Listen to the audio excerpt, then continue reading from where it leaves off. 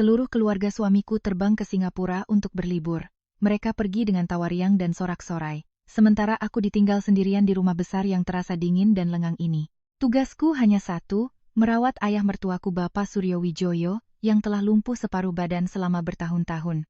Sebelum berangkat, ibu mertuaku Ibu Ratna berdiri di ambang pintu, menatapku dari ujung rambut hingga ujung kaki, lalu berpesan dengan penekanan pada setiap kata di rumah, urus Bapak dengan benar, jangan sampai ada kesalahan. Kalau sampai terjadi apa-apa padanya, jangan harap kamu bisa hidup tenang. Suamiku Bima Prakoso yang berdiri di sebelahnya tidak membela sedikit pun. Ia hanya berkata dengan dingin, jangan kira di rumah kamu bisa santai-santai. Ini tanggung jawabmu. Setelah itu, ia berbalik, menarik kopernya ke mobil tanpa menoleh ke arahku. Sekalipun aku hanya bisa berdiri mematung. Tanganku masih basah setelah mencuci handuk untuk Bapak Suryo. Kerongkonganku terasa tercekat. Tak ada satupun dari mereka yang bertanya, apakah aku lelah, apakah aku sanggup, atau apakah aku butuh bantuan. Bagi mereka, aku tak lebih dari bayangan. Seseorang yang ada hanya untuk mengerjakan tugas dan menanggung beban yang tidak ingin mereka pikul. Malam itu, seperti biasa aku mengganti perban dan menyekat tubuh Pak Suryo. Beliau berbaring diam. Matanya yang sayu menatap langit-langit kamar. Beliau tidak bisa bicara, hanya sesekali mengeluarkan gumaman pelan. Aku membungkuk untuk merapikan selimutnya, lalu berbisik lembut, "Ayah, istirahat ya, ada Anissa di sini." Aku tidak tahu apakah beliau mendengarku, tapi aku tetap mengatakannya seolah sudah menjadi kebiasaan. Malam datang begitu cepat, seluruh rumah megah itu tenggelam dalam keheningan yang mencekam. Tak ada lagi suara orang, tak ada suara televisi.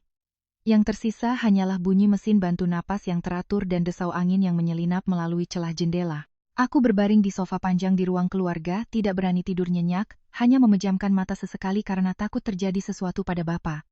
Sekitar pukul 2 dini hari, aku tiba-tiba tersentak bangun. Terdengar suara pelan seperti benda yang saling berbenturan. Aku langsung duduk tegak, jantungku berdebar kencang. Aku menajamkan telinga. Suara itu berasal dari kamar ayah mertuaku. Dengan cepat aku bangkit, kakiku terasa melayang. Tanganku gemetar saat meraih knok pintu dan mendorongnya pelan-pelan. Dan tepat saat pintu terbuka, pemandangan di hadapanku membuatku membeku. Pak Suryo sedang duduk di atas tempat tidur. Bukan berbaring, bukan tak bergerak seperti selama bertahun-tahun ini, beliau duduk tegak. Kedua tangannya bertumpu pada pinggiran ranjang. Matanya terbuka lebar menatap lurus ke arahku. Aku terpaku di tempat. Mulutku tergagap. Ayah bisa duduk?" Suaraku bergetar hebat sampai aku sendiri tak mengenalinya. Beliau tidak langsung menjawab. Beliau hanya menatapku. Tatapannya tidak lagi sayu, melainkan tajam dan sadar dengan cara yang aneh. Lalu perlahan beliau mengangkat tangan, memberiku isyarat untuk menutup pintu, dan jangan sampai ada yang tahu. Seluruh tubuhku terasa dingin. Aku berbalik buru-buru menutup pintu lalu melangkah perlahan mendekati ranjang. Pikiranku masih belum bisa menerima apa yang sedang terjadi. Pak Suryo menatapku lekat-lekat. Suaranya berat dan dalam, seolah memikul beban bertahun-tahun. "Ayah tidak lumpuh total." Kalimat itu seperti hantaman palu godam di kepalaku. Aku terdiam, tak mampu berkata-kata. Hanya merasa dunia di sekelilingku seakan berputar. Beliau merogoh ke bawah bantal, mengeluarkan setumpuk kertas yang terlipat rapi, lalu dengan tangan gemetar, memberikannya kepadaku. Aku mengambilnya, membukanya, dan saat melihat tulisan di dalamnya, jantungku serasa berhenti berdetak. Itu adalah surat pengalihan aset senilai 10 miliar. Aku mendongak menatapnya.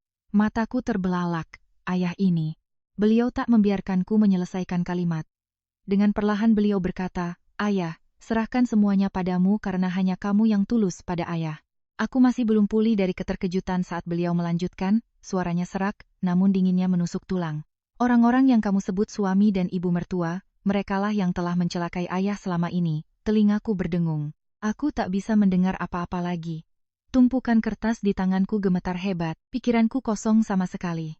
Orang yang kupanggil suami, orang yang kupanggil ibu, ternyata adalah orang yang telah mencelakai ayah kandung mereka sendiri. Aku ingin bertanya, ingin menyangkal, ingin mengatakan bahwa beliau pasti salah, tapi kerongkonganku tercekat, tak mampu mengeluarkan sepatah kata pun. Saat itu aku hanya bisa berdiri diam menatap pria di hadapanku. Pria yang kukira lemah dan tak berdaya selama bertahun-tahun kini duduk tegah dengan tatapan mata yang penuh kesadaran dan penderitaan, dan aku tak pernah menyangka momen itu telah menyeretku ke dalam sebuah rahasia mengerikan yang tak pernah bisa kubayangkan seumur hidupku. Sambil memegang tumpukan kertas itu, kepalaku terasa pusing. Begitu banyak pertanyaan menyerbu secara bersamaan. tapi yang paling membuatku terkejut adalah sebuah pikiran lain. Jika apa yang dikatakan ayah mertuaku benar, lalu di keluarga seperti apa aku telah hidup selama ini, bagaimana aku bisa masuk ke dalam pernikahan ini? Begitu mempercayai orang-orang itu, hingga akhirnya malam ini aku baru tahu bahwa di balik selubung ketenangan itu tersembunyi begitu banyak rahasia kelam. Namaku Anissa Widya. Aku lahir dari keluarga sederhana. Orang tuaku adalah pekerja jujur, tidak kaya, tapi hidup dengan baik. Sejak kecil aku terbiasa hidup hemat, terbiasa menggunakan apa yang ada dan tidak pernah menuntut lebih. Setelah lulus D3, aku bekerja sebagai akuntan di sebuah perusahaan kecil. Pekerjaanku tidak mentereng. Gaji bulanan juga hanya cukup untuk hidup pas-pasan. Tapi aku merasa tenang. Setidaknya aku bisa menghidupi diriku sendiri tanpa merepotkan siapapun. Aku bertemu Bima melalui perkenalan kerabat. Waktu itu seorang kenalan ibuku mengatakan ada seorang pemuda yang penampilannya baik, keluarganya mapan, pekerjaannya layak, dan sedang mencari wanita serius untuk dinikahi. Awalnya aku tidak terlalu tertarik karena belum berpikir untuk menikah muda. Namun, setelah beberapa kali bertemu, aku perlahan melunakkan pertahananku. Bima saat itu sangat berbeda dengan sosok yang kulihat sekarang. Ia berbicara dengan lembut, selalu tampak dewasa dan bijaksana. Setiap kali bertemu, ia selalu bertanya, apakah aku sudah makan? Apakah pekerjaanku melelahkan? Dan mengingatkanku untuk memakai jaket saat cuaca dingin. Hal-hal kecil seperti itu, bagi seorang gadis yang belum banyak pengalaman sepertiku, mudah sekali membuat hati luluh. Aku masih ingat, suatu kali hujan deras, ia menungguku di luar gerbang kantor selama lebih dari setengah jam hanya untuk mengantarku pulang. Sambil tersenyum ramah, ia berkata, aku takut kamu jatuh dari motor kalau sendirian. Penampilan yang santun itulah yang membuatku percaya bahwa aku telah bertemu orang yang tepat. Ketika Bima membawaku untuk bertemu keluarganya, aku semakin merasa beruntung. Rumahnya besar dan megah. Perabotan di dalamnya terlihat mahal dan berkelas. Ayah mertuaku saat itu sudah terkena stroke, lebih sering berbaring atau duduk di satu tempat, tidak banyak bicara dan wajahnya selalu terlihat lelah. Ibu mertuaku, Ibu Ratna menyambutku dengan senyum ramah, bahkan menarik tanganku masuk ke dalam rumah. Suaranya terdengar manis. Anak ini kelihatannya baik dan pembawaannya tenang. Di rumah ini tidak kurang makan atau minum, yang penting kamu tahu diri saja. Saat itu, mendengar kalimat tersebut, hatiku malah merasa lega. Kukira tahu diri itu artinya hanya hidup sopan, hormat pada yang tua, dan tahu cara mengurus suami dan anak. Aku tak pernah menyangka di kemudian hari, dua kata itu menjadi tali yang mengikatku pada berbagai kewajiban tak terlihat yang begitu berat hingga menyesakkan napas. Setelah menikah, aku pindah ke rumah mertua. Saat itu hatiku dipenuhi rasa syukur dan tekad. Aku tahu latar belakang keluargaku tidak sebanding dengan keluarga suami, jadi, aku berjanji pada diri sendiri untuk hidup sebaik mungkin. Jangan sampai ada yang mencela orang tuaku karena tidak bisa mendidik anak, aku bangun lebih pagi dari semua orang. Memasak, membersihkan rumah, mencuci, aku kerjakan semuanya dengan teliti. Terkadang setelah selesai, tubuhku terasa remuk, tapi cukup dengan mendengar Ibu Ratna berkata, menantu di rumah ini memang rajin.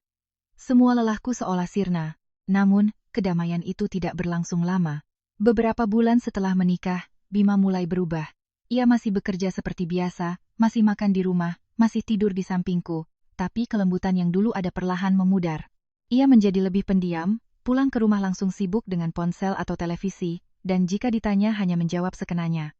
Seringkali aku menunggunya pulang untuk makan malam sampai jam atau 9:00 malam. Makanan dingin semua. Baru ia pulang.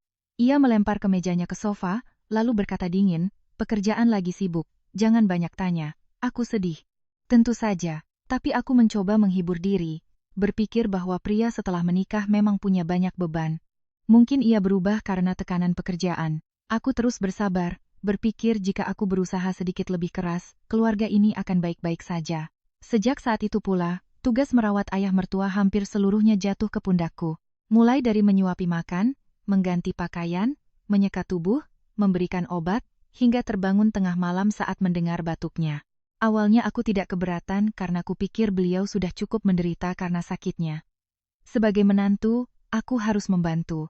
Tapi lama-kelamaan semua itu menjadi tanggung jawab mutlakku. Seolah-olah di rumah ini hanya aku yang punya kewajiban terhadap beliau. Suatu hari aku demam ringan, tubuhku lemah sekali. Aku hanya meminta izin pada Ibu Ratna untuk beristirahat sebentar di sore hari.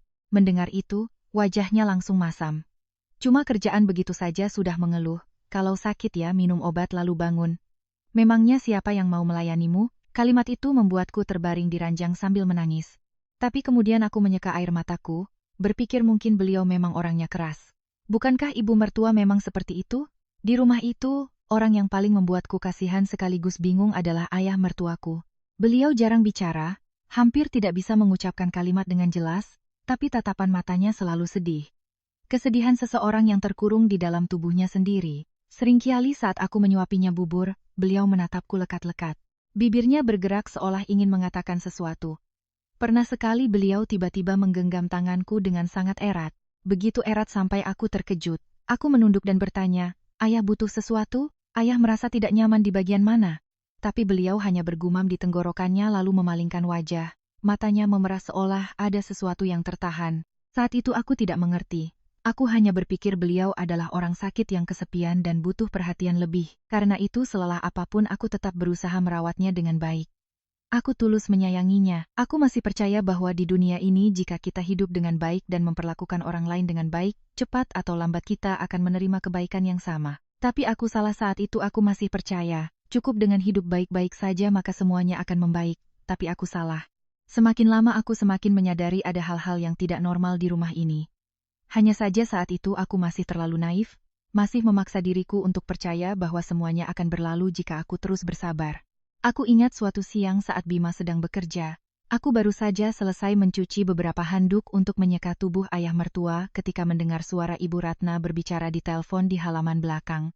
Suaranya sangat pelan, seolah sengaja agar tidak ada yang mendengar. Awalnya aku tidak peduli, tapi saat melewati pintu dapur, aku tak sengaja mendengar sebuah kalimat. Biarkan saja dia yang mengurus orang tua itu. Sama-sama menguntungkan. Aku berhenti melangkah. Jantungku berdetak kencang. Aku tidak mendengar awal ceritanya. Juga tidak tahu apa maksud sama-sama menguntungkan yang beliau katakan. Tapi entah kenapa, kalimat itu terus terngiang di benakku sepanjang hari. Rasanya tidak seperti cara seorang istri membicarakan suaminya yang sakit parah dan juga tidak seperti cara seorang ibu membicarakan menantunya. Rasanya aneh. Tapi lagi-lagi aku mencoba mengabaikannya. Aku tidak berani bertanya. Sebagian karena takut salah paham, sebagian lagi karena aku tahu. Di rumah ini orang sepertiku tidak punya hak untuk mempertanyakan apapun. Sekitar waktu itu juga Bima mulai mengontrol keuangan dengan lebih ketat. Saat baru menikah, aku masih bekerja seperti biasa. Gajiku tidak banyak, tapi cukup untuk memenuhi kebutuhan pribadiku. Belakangan, karena merawat ayah mertua menyita hampir seluruh waktuku, aku memutuskan untuk berhenti bekerja sementara. Uang tabunganku masih kusimpan di rekening pribadi, tapi Bima mengetahuinya. Saat makan malam, ia berkata dengan nada santai seolah memberi perintah, "Mulai bulan ini, uang di rumah biar aku yang pegang. Kamu butuh apa-apa, bilang saja sama aku." Aku mendongak sedikit terkejut. Tapi itu uang gaji dan tabunganku. Bima tidak langsung marah. Ia hanya meletakkan mangkuknya dan menatapku dengan tatapan dingin. Uang di rumah harus aku yang kelola. Perempuan pegang uang gampang bikin masalah. Ibu Ratna yang duduk di sebelahnya langsung menimpali. Laki-laki itu tahu urusan besar. "Kamu urus saja urusan rumah tangga." Kalimat itu membuatku bungkam. Sejak hari itu, sisa gajiku, uang tabungan, bahkan uang angpau pernikahan dari orang tuaku semuanya diambil Bima dengan alasan untuk dikelola bersama. Setiap kali aku butuh membeli sesuatu untuk diriku sendiri, dari baju baru sampai obat flu, aku harus meminta. Pernah suatu kali aku butuh membeli pembalut, di dompetku tak ada uang Rp20.000 pun. Dengan ragu aku meminta pada suami. Bima mengeluarkan beberapa lembar uang kecil dari dompetnya. Nadanya ketus. Kalau belanja yang hemat, perasaan saat itu sangat memalukan. Rasanya ingin menggali lubang dan bersembunyi. Aku mulai mengerti. Di rumah ini aku bukan hanya tidak punya suara, tapi juga tidak punya hak untuk menentukan hidupku sendiri. Aku seperti orang yang numpang hidup. Padahal setiap hari akulah yang menanggung hampir semua pekerjaan rumah, merawat orang sakit, dan pontang-panting sendirian. Setelah hampir setengah tahun hanya di rumah, aku memberanikan diri berbicara pada Ibu Ratna untuk menyewa perawat paruh waktu untuk ayah mertua agar aku bisa bekerja kembali. Aku memilih kata-kataku dengan sangat hati-hati. Bu Anissa pikir kalau ada yang bantu merawat ayah di siang hari, Anissa bisa bekerja lagi. Lumayan bisa menambah pemasukan, jadi tidak terlalu membebani Mas Bima. Belum selesai aku bicara, wajahnya sudah masam, suaranya membentak. "Kamu mau menelantarkan ayah mertuamu sampai mati? Memangnya rumah ini kekurangan uang sampai kamu harus kerja atau kamu sudah bosan merawatnya, jadi cari-cari alasan?" Aku terdiam kaku, tidak tahu harus menjawab apa. Yang membuatku bingung, Mereka selalu memarahiku seolah aku ingin lari dari tanggung jawab, padahal justru merekalah yang sering tidak ada di rumah. Ibu Ratna sibuk arisan, pengajian, atau makan-makan dengan teman-temannya. Bima pagi pergi, larut malam baru pulang. Bahkan di akhir pekan pun ia pergi dari pagi sampai malam. Setiap kali aku butuh bantuan saat ayah mertua kesakitan atau demam tengah malam, tak ada seorang pun yang bisa diandalkan. Rumah sebesar ini pada akhirnya hanya tersisa aku dan seorang pria sakit yang terbaring di ranjang. Ketidaklogisan inilah yang mulai membuatku resah. Jika mereka benar-benar menyayangi Pak Suryo, kenapa mereka begitu mudah menelantarkannya? Jika mereka menganggap merawatnya adalah hal penting, kenapa semua beban dilimpahkan padaku, padahal aku tidak punya hubungan darah dengannya?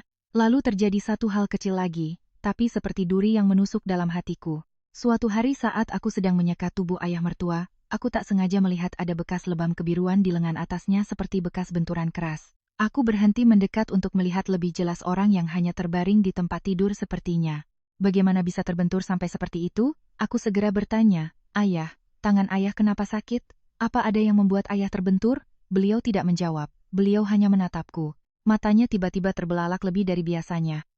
Aku belum pernah melihat emosi sejelas itu di mata orang sakit. Itu adalah ketakutan. Ketakutan yang sangat nyata yang sekilas muncul, lalu segera disembunyikannya dengan memalingkan wajah dan memejamkan mata. Seolah tidak ingin aku bertanya lebih jauh, aku duduk terdiam cukup lama. Handuk masih di tanganku. Hatiku kalut, lebam itu tidak mungkin muncul begitu saja. Tatapan matanya tadi juga bukan tatapan orang yang tidak sadar. Beliau tahu, beliau takut, dan beliau tidak berani bicara. Sejak hari itu, aku mulai lebih memperhatikan.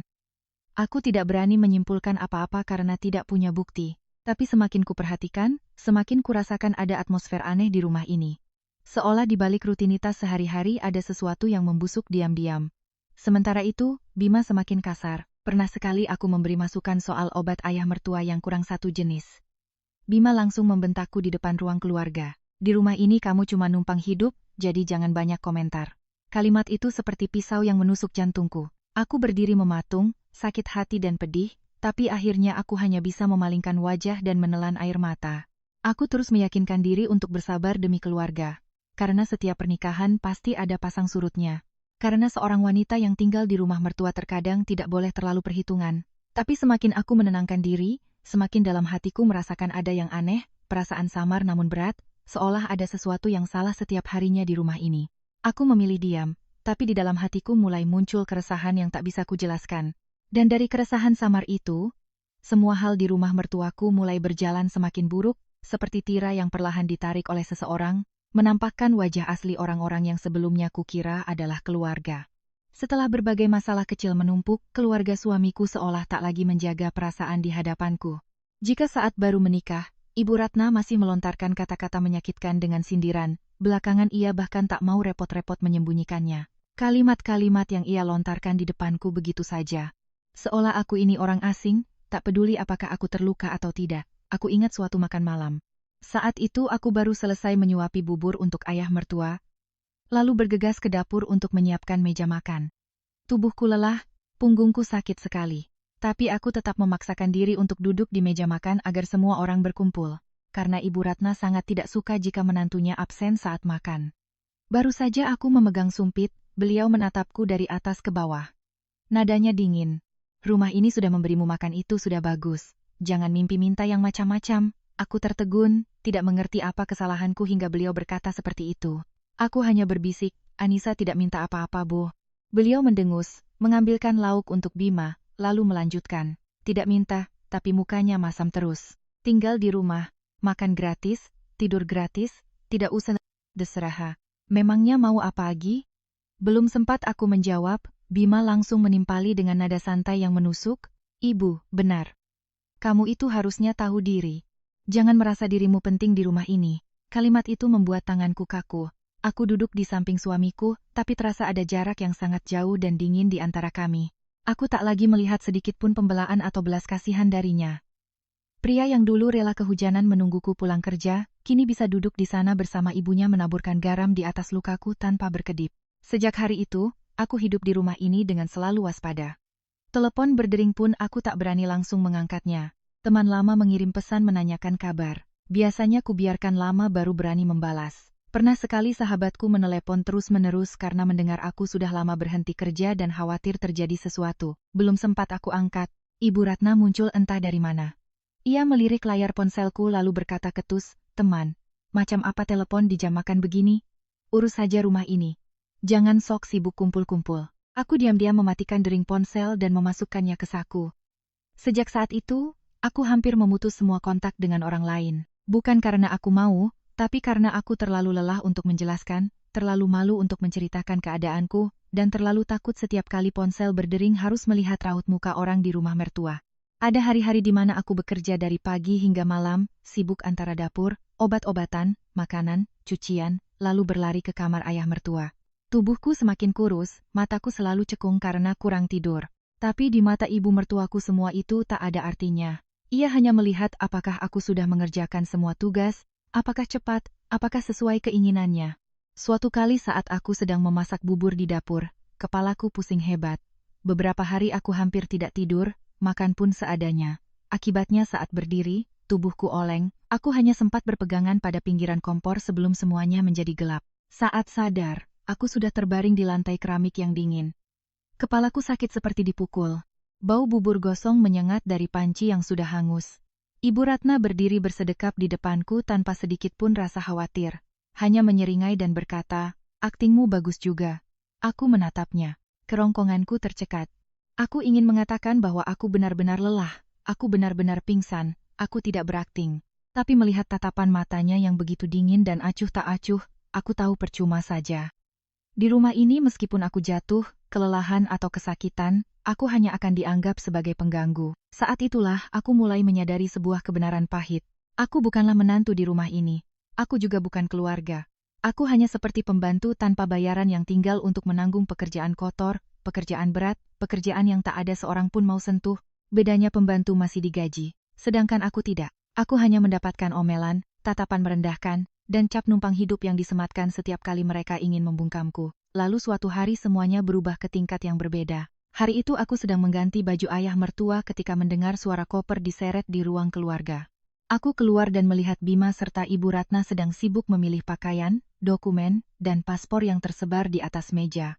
Suasana rumah terasa aneh, riang sekaligus tergesa-gesa, sangat berbeda dari biasanya. Belum sempat aku bertanya, Bima berkata sambil tetap menatap layar ponselnya.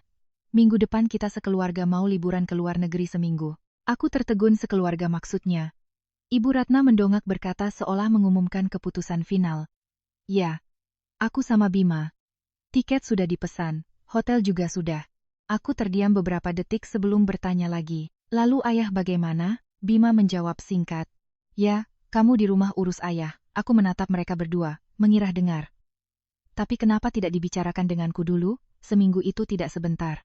Kalau ada apa-apa, bagaimana?" Wajah Ibu Ratna langsung mengeras. "Kalau kamu di rumah, memangnya bisa ada apa-apa? Atau kamu juga mau ikut?" Aku mencoba tetap tenang dan mengatakan satu-satunya hal yang menurutku masuk akal. "Kalau begitu, kenapa tidak bawa ayah ke panti jompo atau sewa perawat paruh waktu? Itu akan lebih aman." Bima mendongak, suaranya meninggi. "Tidak perlu. Ada kamu di rumah sudah cukup." Aku ingin bicara lagi. Tapi melihat tatapan mata suamiku, aku tahu semuanya sudah diputuskan. Mereka tidak meminta pendapatku, tidak peduli aku setuju atau tidak. Mereka hanya memberitahuku seolah memerintahku untuk menerima tugas itu begitu saja.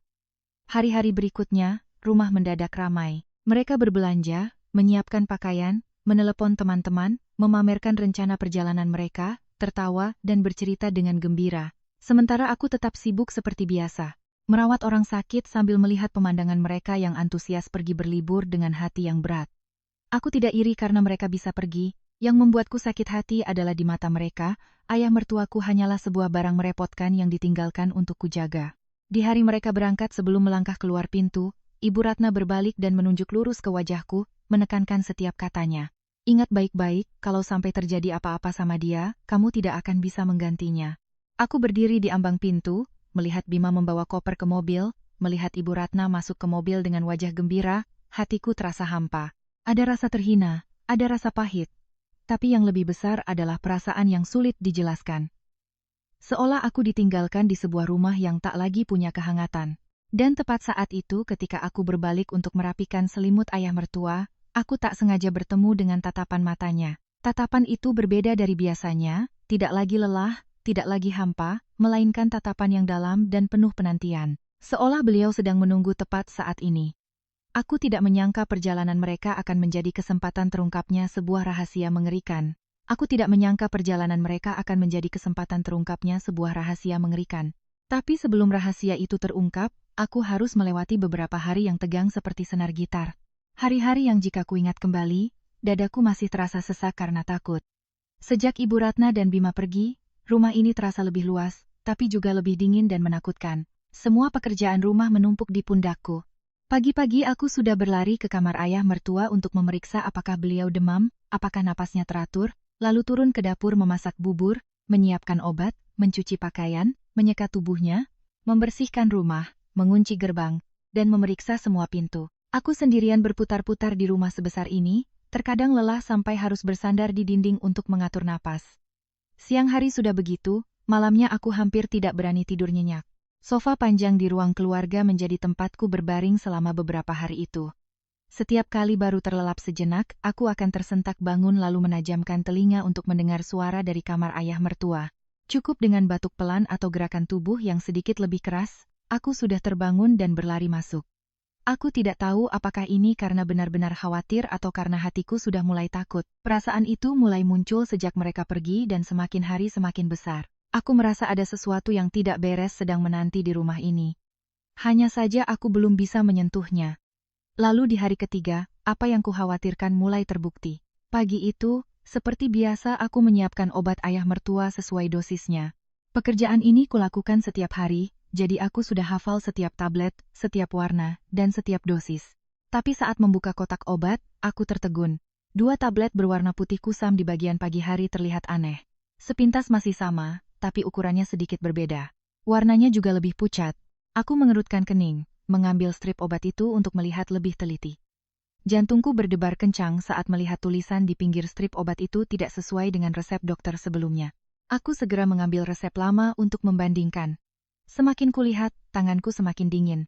Nama obatnya hampir sama, tapi kandungannya berbeda. Dosisnya juga diubah.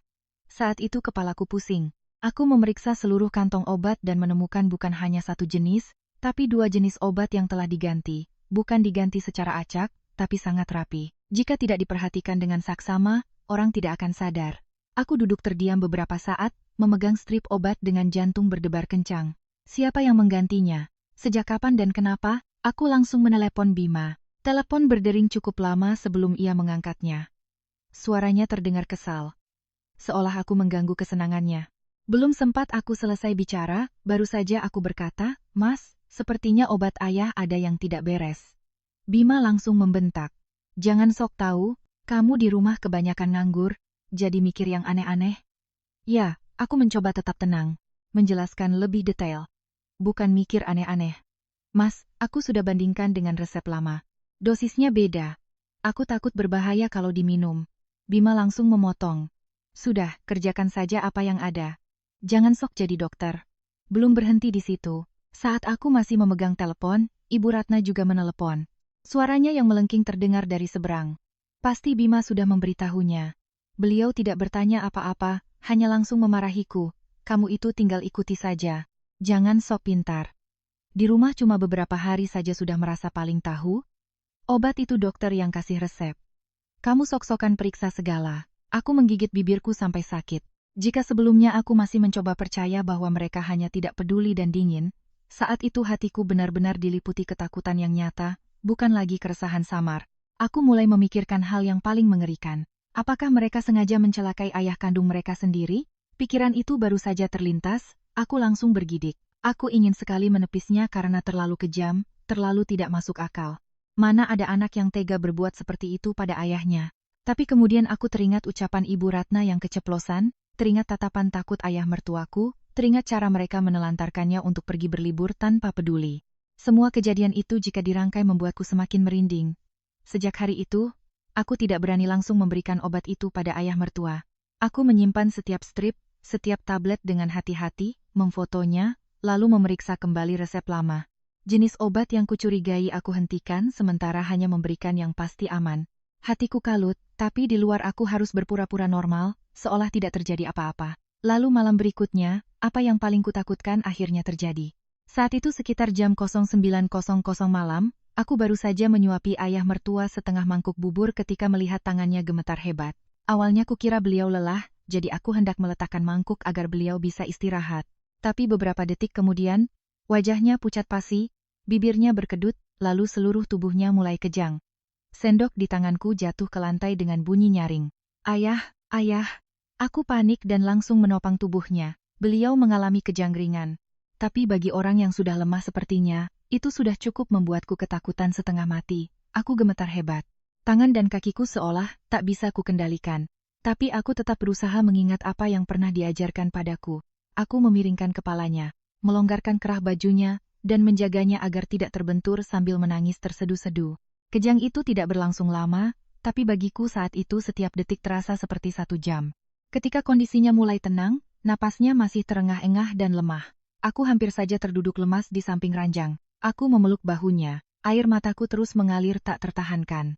Semua rasa sakit, takut, dan putus asa yang kupendam beberapa hari ini pecah begitu saja. Dengan suara parau aku berkata, "Ayah, Anissa tidak tahu harus bagaimana lagi."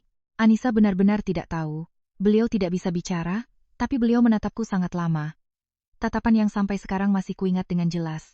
Di dalamnya ada rasa sakit, lelah, tapi juga ada rasa terima kasih yang mendalam. Seolah untuk pertama kalinya di rumah ini, beliau merasakan ada seseorang yang benar-benar peduli pada hidup dan matinya. Lalu tangannya yang lemah perlahan terangkat dan menggenggam tanganku. Genggaman itu sangat erat. Erat sekali untuk ukuran orang sakit. Aku mendongak menatapnya, melihat matanya memerah. Beliau tidak langsung melepaskan tanganku, terus menggenggamnya cukup lama, seolah sedang berjuang dengan sebuah keputusan besar di dalam benaknya. Malam itu aku hampir tidak tidur. Aku duduk di ruang keluarga. Mataku tak lepas dari pintu kamar ayah mertua. Aku punya firasat aneh, sangat kuat dan jelas, seolah setelah malam ini akan ada sesuatu yang berubah total. Dan benar saja, tengah malam saat rumah tenggelam dalam keheningan pekat, aku mendengar suara dari kamar beliau. Saat itulah aku melintasi batas sebagai seorang yang hanya bisa pasrah dan melangkah masuk ke dalam sebuah pertarungan di mana aku tidak bisa lagi mundur. Aku melangkah masuk ke kamar, melihat ayah mertuaku duduk tegak di ranjang. Tangannya masih di atas selimut, matanya bersinar tajam di bawah cahaya lampu tidur yang redup. Seluruh tubuhku seolah membatu. Jika bukan karena melihat dengan mata kepala sendiri, mungkin aku tak akan pernah percaya bahwa pria yang selama bertahun-tahun hanya bisa berbaring pasrah di ranjang itu, kini bisa duduk dan berbicara denganku, dengan suara yang begitu sadar. Aku masih terpaku saat beliau menarik tanganku dengan lembut, suaranya rendah namun tegas. "Dengarkan ayah baik-baik, waktu kita tidak banyak." Kalimat itu seolah menyadarkanku dari keterkejutan. Aku segera menarik kursi dan duduk di tepi ranjang. Jantungku berdebar begitu kencang seolah mau meledak. Beliau mengambil napas perlahan beberapa kali, lalu menatap lurus ke arahku. Tatapan itu bukan lagi tatapan lelah dan tak berdaya yang kulihat setiap hari. Itu adalah tatapan seseorang yang sudah terlalu lama bersabar, terlalu lama menderita, dan kini terpaksa harus mengungkapkan semuanya. Beliau memintaku mengambilkan segelas air di meja, meminumnya seteguk, lalu baru berkata dengan suara serak, "Ayah tidak lumpuh total seperti yang semua orang kira. Bertahun-tahun lalu, ayah diracuni oleh istri dan anak ayah sendiri." Mulutku ternganga, tapi tak ada suara yang keluar. Kalimat itu terlalu mengerikan, aku hanya bisa menatapnya. Tangan dan kakiku dingin membeku. Beliau melanjutkan, setiap katanya diucapkan perlahan. Namun jelas awalnya ayah kira ayah benar-benar kena stroke. Karena tubuh ayah semakin lemah, tangan dan kaki kesemutan, kepala pusing. Tapi semakin lama ayah sadar ada yang tidak beres. Rasa lelah yang ayah rasakan tidak seperti penyakit biasa. Kadang setelah merasa sedikit lebih baik dan makan, begitu minum obat, ayah langsung lemas seperti orang kehilangan kesadaran. Dengan suara bergetar, aku bertanya, "Kenapa? Kenapa mereka melakukan itu pada ayah?" Pertanyaan itu baru saja keluar dari mulutku. Hidungku sudah terasa panas. Aku tidak habis pikir bagaimana bisa seorang istri dan seorang anak begitu kejam. Pak Suryo tersenyum getir. Senyum yang lebih menyakitkan dari tangisan. Karena uang, karena semua harta ini, karena miliar itu, dan masih banyak lagi. Beliau menunjuk tumpukan kertas di tanganku. Aku menunduk menatap lagi surat-surat pengalihan aset yang kugenggam erat hingga kusut. Beliau mengatakan, uang itu hanyalah sebagian yang diketahui oleh Ibu Ratna dan Bima. Makanya mereka begitu terobsesi. Tapi yang membuat mereka tidak tenang adalah aset yang lebih besar. Beberapa bidang tanah, saham di perusahaan lama, dan banyak dokumen penting lainnya yang belum beliau wariskan pada siapapun. Selama beliau masih hidup, selama beliau masih sadar, mereka tidak akan bisa menguasai semuanya. Aku mendengarnya dengan bulu kuduk merinding. Ternyata apa yang kukira hanya sikap dingin dan tidak peduli hanyalah permukaan dari sebuah konspirasi yang telah berjalan bertahun-tahun.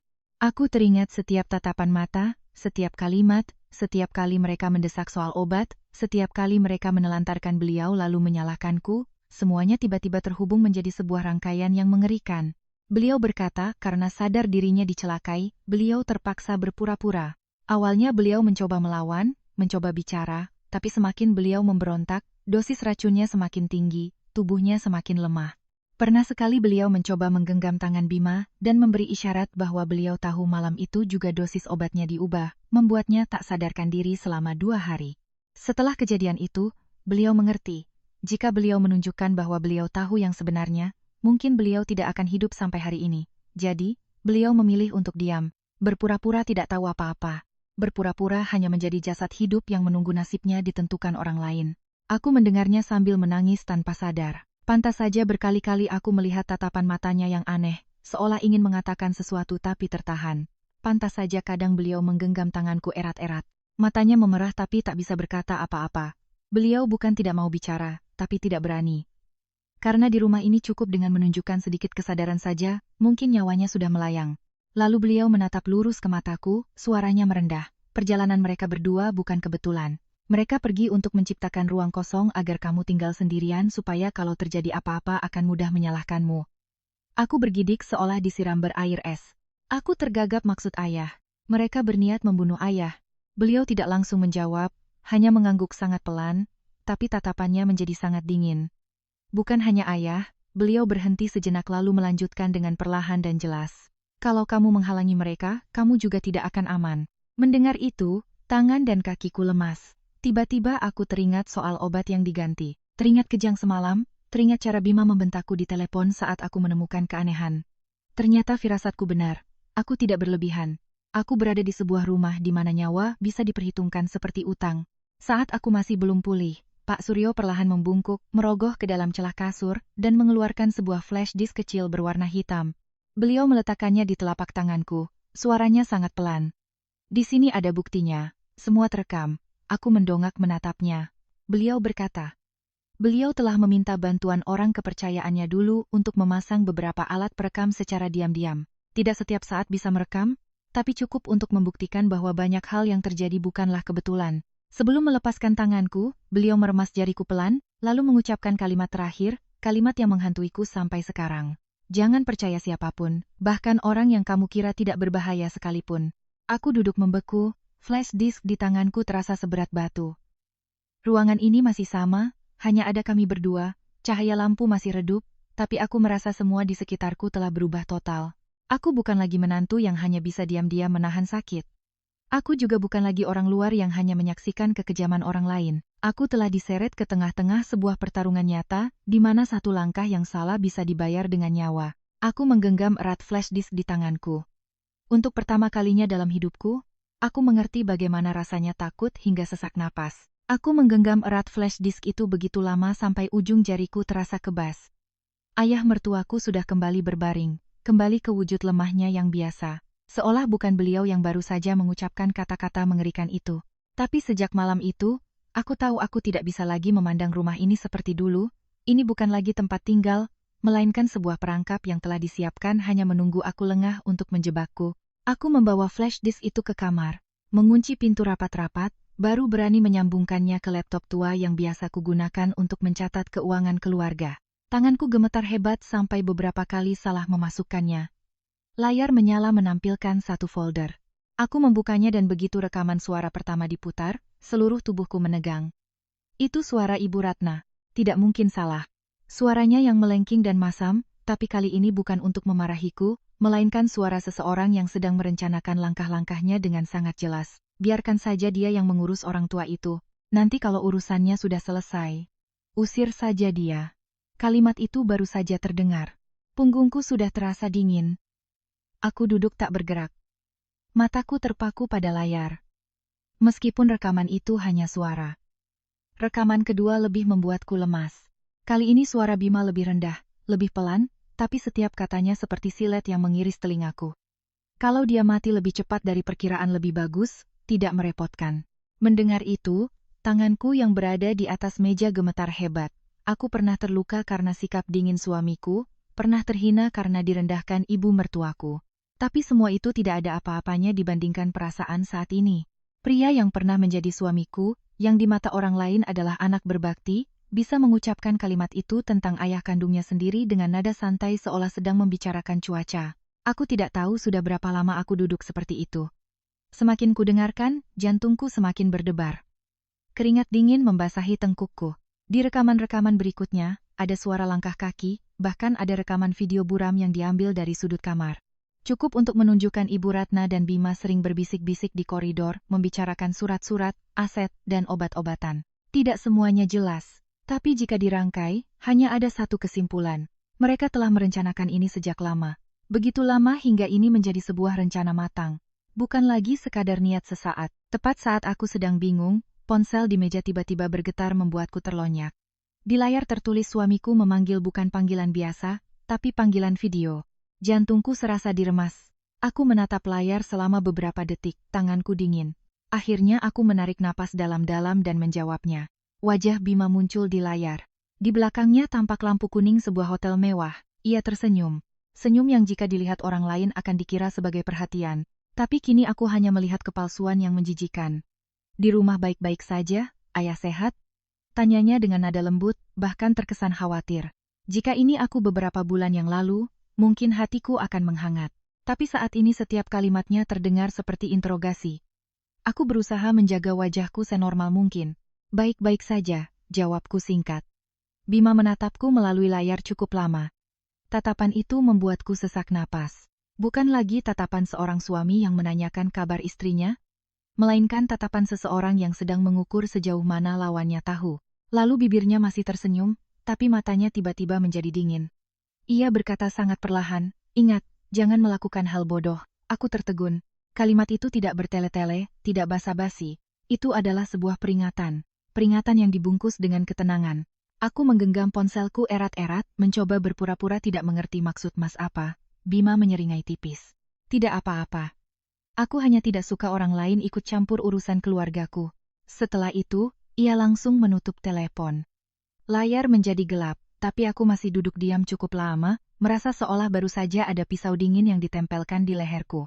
Malam itu aku semakin berhati-hati. Aku memeriksa kembali pintu utama, jendela pintu belakang, lalu berkeliling rumah sebelum masuk ke kamar ayah mertua. Tepat saat melewati dapur, aku melihat sesuatu yang aneh. Pintu belakang yang kuingat sudah kukunci, kini sedikit terbuka. Celahnya tidak besar, tapi cukup untuk membuat angin masuk dan menggoyangkan gorden tipis di kegelapan. Aku berdiri membeku di tengah dapur. Jantungku berdebar kencang. Aku ingat betul sore tadi aku sendiri yang menguncinya, bahkan menariknya sekali lagi untuk memastikan tidak mungkin pintu itu terbuka sendiri. Perlahan aku melangkah mendekat dan saat melihat lantai keramik dekat pintu, aku melihat bekas lumpur samar sangat tipis, tapi cukup untuk membuktikan ada orang yang pernah lewat. Bulu kuduku merinding. Saat aku mengira aku sendirian di rumah ini, ternyata ada orang yang masuk atau setidaknya mencoba masuk. Aku segera kembali ke lemari obat. Laci teratas masih utuh, tapi di sudut paling dalam, di belakang beberapa kotak perban, ada sebuah botol obat kecil berwarna coklat yang belum pernah kulihat. Letaknya tidak di tempat semula, juga bukan jenis obat yang kugunakan beberapa hari ini. Aku mengambilnya, membaca etiketnya, dan jantungku serasa jatuh. Bukan suplemen, bukan obat penurun panas, melainkan obat penenang dosis tinggi. Aku tidak ingat pernah ada obat ini di rumah. Saat itu aku tidak ragu lagi. Mereka telah menyiapkan rencana dari jauh, mereka tidak ada di sini, tapi tangan mereka masih menjangkau setiap sudut rumah ini. Mungkin melalui pembantu lama, mungkin dokter kenalan, mungkin siapapun yang berpihak pada mereka. Tapi yang jelas aku dan ayah mertuaku tidak aman seperti yang kubayangkan. Aku membawa botol obat itu dan berlari ke kamar ayah mertua. Begitu pintu tertutup, aku membungkuk dan berbisik sepelan mungkin. Ayah, mereka sudah mulai. Pak Suryo yang sedang berbaring memejamkan mata langsung membuka matanya. Aku menunjukkan botol obat itu, menceritakan dengan cepat soal pintu belakang yang terbuka dan telepon dari Bima. Beliau menatap botol obat itu lalu menatapku. Tidak panik, tidak terkejut. Sebaliknya, sudut bibirnya sedikit terangkat membentuk senyum yang sangat dingin. Suaranya tenang hingga membuatku merinding. Bagus, sekarang giliran kita. Aku menatapnya dan tanpa sadar tertegun. Untuk pertama kalinya, sejak menjadi menantu, aku tidak lagi melihat seorang pria sakit yang menunggu dirawat. Pria di ranjang itu dengan matanya yang dingin dan suaranya yang setegas baja. Lebih mirip seseorang yang telah merencanakan segalanya sejak lama, bersabar sangat lama, dan kini menunggu waktu yang tepat untuk membalikkan papan catur. Dan aku yang duduk di sebelahnya di tengah ruangan sunyi itu hanya tahu satu hal yang pasti. Mulai sekarang, setiap langkah yang salah bisa dibayar dengan nyawa.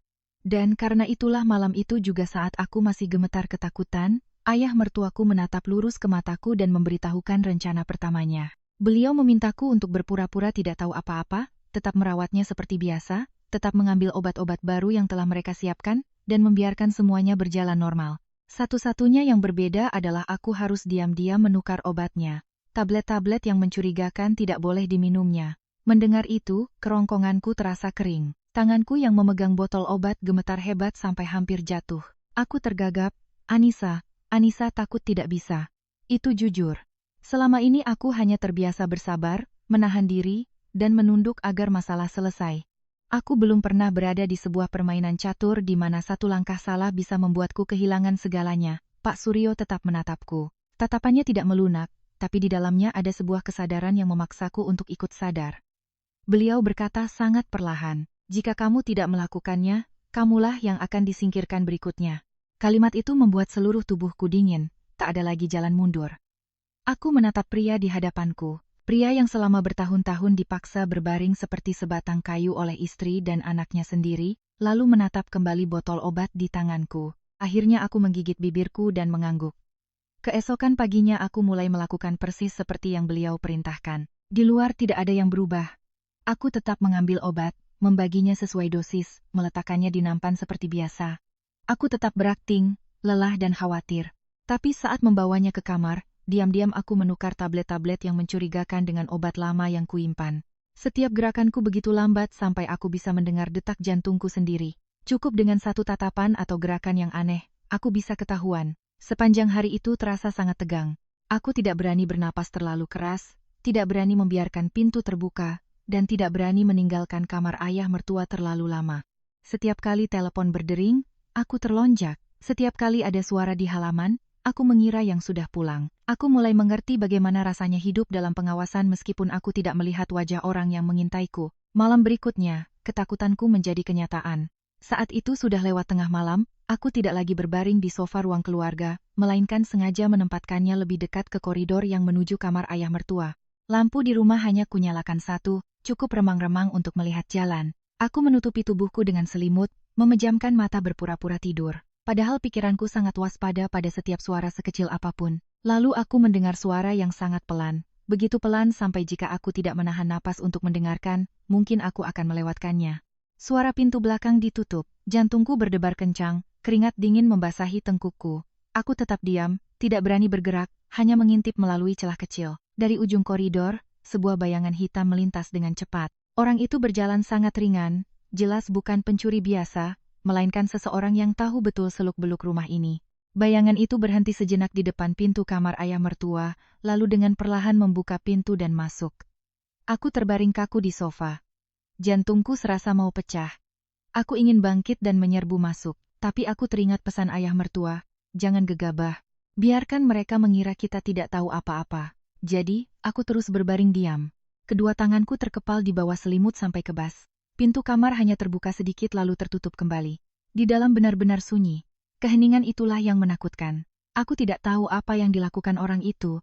Berapa lama ia di sana? Apakah ia menyentuh Bapak atau tidak? Setiap detik terasa tak berujung.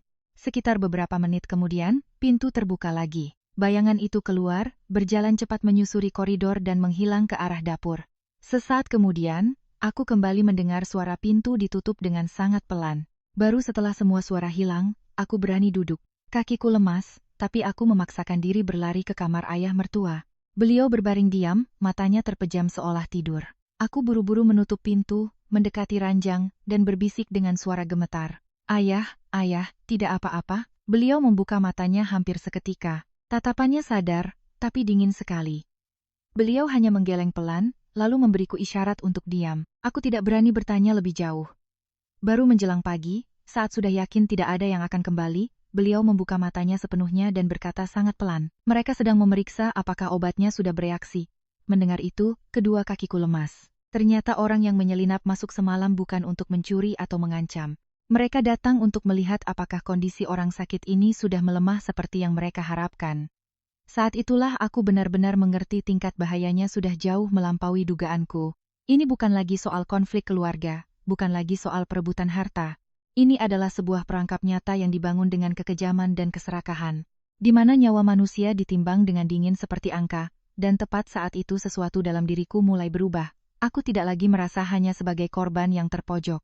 Jika aku terus ketakutan, aku hanya akan menjadi mangsa yang menunggu disantap. Aku duduk lama sekali di samping ranjang ayah mertua lalu mengambil ponselku. Untuk pertama kalinya aku berinisiatif menelepon Bima di seberang sana. Ia menjawab cukup cepat, suaranya masih santai. Ada apa? Aku mencoba menjaga suaraku setenang, mungkin meskipun telapak tanganku basah oleh keringat, ayah kondisinya semakin lemah. Setelah mengucapkan kalimat itu, aku menahan napas menunggu reaksinya. Di seberang sana hening beberapa detik, lalu Bima tertawa pelan. Tawa yang sangat ringan tapi cukup membuat hatiku dingin. Ia berkata, "Oh, baguslah kalau begitu." Hanya 5 kata itu, tapi terasa seperti pisau yang mengiris jantungku. Tanpa pertanyaan lebih lanjut, tanpa sedikit pun keterkejutan, tanpa satu pesan, pria itu tidak lagi menganggap ayahnya sebagai manusia. Di kepalanya saat itu hanya ada satu hal. Pasio melemah, berarti rencananya berjalan lancar. Aku menutup telepon, duduk tak bergerak cukup lama. Anehnya, air mataku tidak keluar. Mungkin karena rasa sakitnya sudah terlalu dalam, aku menatap layar ponsel yang gelap, lalu menatap ayah mertuaku yang berbaring diam.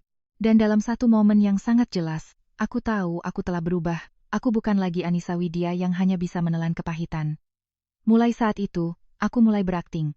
Berakting di hadapan mereka bahwa aku masih menantu yang penurut, wanita yang lemah, orang yang tidak tahu apa-apa selain urusan dapur dan obat-obatan. Kukira aku hanya berpura-pura. Tapi tak kuangka akting itulah yang membuat mereka lebih cepat menunjukkan belangnya. Sejak telepon hari itu, Bima mulai menelepon dengan frekuensi yang tidak biasa. Dulu seharian pun ia belum tentu mengirim satu pesan. Sekarang pagi telepon, siang telepon, malam pun telepon. Kadang bertanya langsung, kadang berputar-putar seolah takut aku sadar. Setiap kali menjawab telepon, aku harus mengingatkan diriku untuk tetap memasang suara lelah dan cemas seperti seorang wanita yang sendirian mengurus orang sakit parah. Suatu kali, Bima baru saja mendengar suaraku langsung bertanya, "Ayah, hari ini bagaimana?" Aku menjawab dengan suara pelan. "Masih lemah, makannya lebih sedikit dari kemarin." Di seberang sana hening sejenak, lalu ia bertanya lagi, "Demam tidak? Bicara apa?" Aku menggigit bibir, menahan rasa jijik, dan menjawab persis seperti yang ingin mereka dengar. Ayah lelah sekali, hampir tidak pernah membuka mata. Semakin aku melaporkan kondisi yang memburuk, semakin sering Bima dan Ibu Ratna menelepon. Mereka tidak tahu bahwa setiap kali mereka bertanya dengan tidak sabar seperti itu, di mataku, mereka justru semakin menampakkan kepalsuan mereka. Orang luar mungkin akan mengira itu adalah anak-anak yang khawatir pada ayahnya. Hanya aku yang tahu. Di balik pertanyaan-pertanyaan itu, ada ketegangan dari orang-orang yang sedang menunggu apakah rencana mereka berjalan sesuai harapan. Suatu hari, Ibu Ratna menelepon tepat saat makan siang. Suaranya dibuat-buat cemas. "Sudah kamu ganti baju ayah? Badannya dingin tidak? Kemarin ibu dengar napasnya berat sekali." Aku memegang telepon. Mataku menatap ayah mertua yang berbaring diam lalu menjawab, "Iya Bu, ayah memang lebih lemah. Tadi pagi disuapi bubur saja susah sekali menelannya." Begitu aku selesai bicara, beliau terdiam sejenak lalu dengan cepat berkata, "Ya sudah, biarkan saja ayah istirahat. Jangan panggil-panggil dokter sembarangan." Setelah itu, beliau langsung menutup telepon. Aku terdiam sejenak, hatiku semakin dingin. Seorang istri yang tulus khawatir jika mendengar suaminya semakin lemah, seharusnya panik mencari dokter. Tapi beliau hal pertama yang dikhawatirkannya adalah aku jangan memanggil siapapun. Sore itu saat ayah mertua tidur, aku kembali ke laptop dan membuka sisa folder di dalam flash DK. Sebelumnya aku hanya sanggup mendengarkan beberapa rekaman awal, tapi sekarang aku tahu aku tidak bisa terus-menerus takut. Aku harus mendengar semuanya, melihat semuanya untuk tahu sedalam apa lubang yang sedang kuhadapi. Aku membuka file rekaman lain, nama filenya adalah deretan angka tanggal. Saat dibuka, awalnya hanya ada suara pintu, suara cangkir, lalu suara seorang pria. Sangat familiar sampai membuatku merinding. Aku langsung duduk tegak, Itu adalah suara dokter yang merawat ayah mertuaku, Dokter Tirtayasa. Pria itu selama bertahun-tahun rutin datang ke rumah, selalu berbicara dengan sopan, berkacamata, dan wajahnya tenang seperti seorang profesional sejati. Pernah sekali ia bahkan berkata baik padaku, merawat orang sakit lama itu berat, Mbak. Jaga kesehatan ya. Karena itulah saat mendengar suaranya di rekaman itu, aku tidak percaya pada telingaku. Suara Ibu Ratna terdengar pelan. Dosis yang lama tidak mempan. Dia masih lebih sadar dari yang saya kira. Lalu suara Dokter Tirtayasa menjawab, nadanya datar dan dingin. Kalau mau dibuat lemah pelan-pelan, dosisnya harus ditambah, tapi jangan sampai kentara. Biar saya ganti dengan jenis lain, efeknya lebih lambat, lebih mudah dikontrol. Segera setelah itu, suara Bima menyela. Yang penting jangan sampai ada yang curiga, terutama si Anissa. Belakangan ini dia agak curigaan. Aku membeku. Telingaku berdengung. Mataku terpaku pada layar. Tapi yang kulihat hanya kabut. Aku bergumam, tidak tahu bertanya pada siapa. Jangan-jangan dokternya juga dibeli. Pertanyaan itu baru saja keluar dari mulutku. Aku sendiri merasa itu terdengar konyol dan pahit. Dokter, orang yang seharusnya membantu Pak Suryo bertahan hidup ternyata adalah orang yang membantu keluarganya menguras nyawa beliau secara perlahan dan rapi. Aku membawa flash disk itu ke kamar. Ayah mertua saat itu sedang berbaring miring, matanya setengah terpejam. Melihatku masuk dengan wajah pucat, beliau langsung membuka mata. Aku duduk memutar ulang rekaman itu untuknya. Beliau mendengarkan semuanya tanpa banyak berekspresi, hanya mengangguk pelan saat aku bertanya dengan suara gemetar. Ayah juga tahu soal Dokter Tirtayasa. Beliau menjawab pelan, mereka tidak akan melakukan apapun tanpa persiapan. Setelah itu, beliau memalingkan wajah menatap langit-langit. Kalimatnya ringan, tapi terasa sangat berat hingga menyesakkan. Saat itulah aku benar-benar mengerti ini bukan nafsu sesaat, bukan sekadar ibu mertua yang kejam atau suami yang bejat. Bukan. Ini adalah sebuah konspirasi yang telah dirancang sangat lama dan sistematis. Ada yang menukar obat, ada yang mengawasi, ada yang berperan sebagai dokter untuk memberikan kesimpulan sesuai keinginan mereka. Setiap mata rantai sudah diatur dan aku dari seorang menantu yang hanya bisa menunduk tanpa sengaja telah melangkah tepat ke pusat perangkap itu. Sore harinya saat aku baru saja mengambil jemuran di halaman belakang, ponselku tiba-tiba bergetar. Ada pesan dari nomor tak dikenal. Aku mengelap tangan di bajuku lalu membukanya. Hanya satu baris kalimat, sebaiknya kamu diam jika tidak ingin celaka. Aku berdiri mematung di samping jemuran. Angin sore berhembus, tapi tubuhku terasa dingin. Tidak ada nama, tidak ada tanda seru, tidak ada makian. Justru pesan singkat dan tenang itulah yang menakutkan. Ini bukan ancaman dari orang gegabah. Ini adalah peringatan dari seseorang yang tahu persis di mana aku berada. Apa yang kulakukan dan tahu bahwa aku telah menyentuh sesuatu yang seharusnya tidak kusentuh. Aku mendongak, melihat sekeliling halaman belakang, balkon, gerbang, dan tembok pagar. Rumah yang familiar ini tiba-tiba terasa asing. Belum pernah aku merasa setakut ini. Setiap jendela, setiap sudut, setiap koridor panjang seolah memiliki mata yang mengawasiku. Aku segera membawa masuk bak jemuran, mengunci pintu. Jantungku berdebar tak karuan. Untuk pertama kalinya sejak menjadi menantu, aku tidak lagi merasa ini adalah rumah. Ini adalah sebuah perangkap dan aku serta ayah mertuaku terjebak di tengahnya. Malam itu aku duduk di samping ranjang Pak Suryo cukup lama. Di dalam kamar hanya ada suara kipas angin, suara napas beliau, dan detak jantungku yang masih belum normal. Aku menunduk berkata pelan, namun lebih tegas dari sebelumnya. Kita tidak bisa hanya duduk menunggu mereka bertindak. Pak Suryo terdiam sejenak lalu menoleh menatapku. Tatapan matanya bukan lagi tatapan orang yang hanya berharap bisa bertahan hidup. Itu adalah tatapan seseorang yang telah menunggu kalimat ini dariku. Beliau menjawab dengan suara dalam dan mantap. Benar, sudah saatnya mereka membayar semuanya. Aku duduk di sana, tanganku tanpa sadar terkepal. Selama ini kukira diam akan membuat masalah selesai, bersabar akan menjaga keutuhan rumah tangga. Tapi baru saat itu aku sadar kebungkamanku selama inilah yang telah memupuk kekejaman mereka. Mungkin karena itu, saat mendengar ayah mertua mengatakan kalimat itu, aku tidak lagi merasa takut sampai gemetar seperti beberapa hari sebelumnya. Rasa takut itu masih ada, masih mengganjal di dada seperti batu es, tapi di atasnya ada perasaan lain yang mulai tumbuh. Perasaan bahwa jika aku terus bersabar, bukan hanya ayah mertuaku yang akan kehilangan nyawa, tapi aku sendiri juga akan didorong ke jalan buntu. Malam itu, Pak Suryo memintaku menarik kursi lebih dekat, lalu berkata sangat pelan, setiap katanya seolah sudah dipertimbangkan sejak lama. Saat mereka kembali, kita harus langsung membalikkan papan catur. Aku menahan napas. Mendengarkan beliau melanjutkan, beliau menatap lurus ke arahku. Tatapannya sangat sadar, rencananya ayah akan pura-pura meninggal. Aku terperangah. Meskipun sudah mendengar begitu banyak hal mengerikan darinya, aku tidak menyangka beliau berani mengambil langkah sejauh itu. Aku langsung menggeleng. Suaraku keluar karena panik. Ayah, itu terlalu berbahaya. Bagaimana kalau ada kesalahan? Bagaimana kalau mereka benar-benar nekat? Aku bicara tanpa henti, kerongkonganku kering. Membayangkan harus merekayasa kematian di rumah ini saja sudah membuatku lemas. Tapi Pak Suryo anehnya tetap tenang. Beliau bersandar, matanya menatap jendela yang gelap, lalu menjawab perlahan. Untuk menangkap serigala, kita harus masuk ke sarangnya. Kalimatnya pelan, tapi mendengarnya membuatku merinding. Beliau tidak berbicara seperti orang yang putus asa dan nekat. Beliau berbicara seperti seseorang yang sudah berpikir sangat lama, sudah mendorong dirinya ke langkah terakhir, dan mengerti bahwa jika tidak memilih cara ini, tidak akan ada kesempatan lain. Aku duduk diam cukup lama, pikiranku berputar-putar. Sesaat kemudian, beliau melanjutkan bahwa rencana ini tidak bisa kami lakukan berdua saja. Beliau masih punya satu orang yang bisa dipercaya, seorang pengacara lama yang dulu sering mengurus dokumen penting untuknya bernama Bapak Haryono.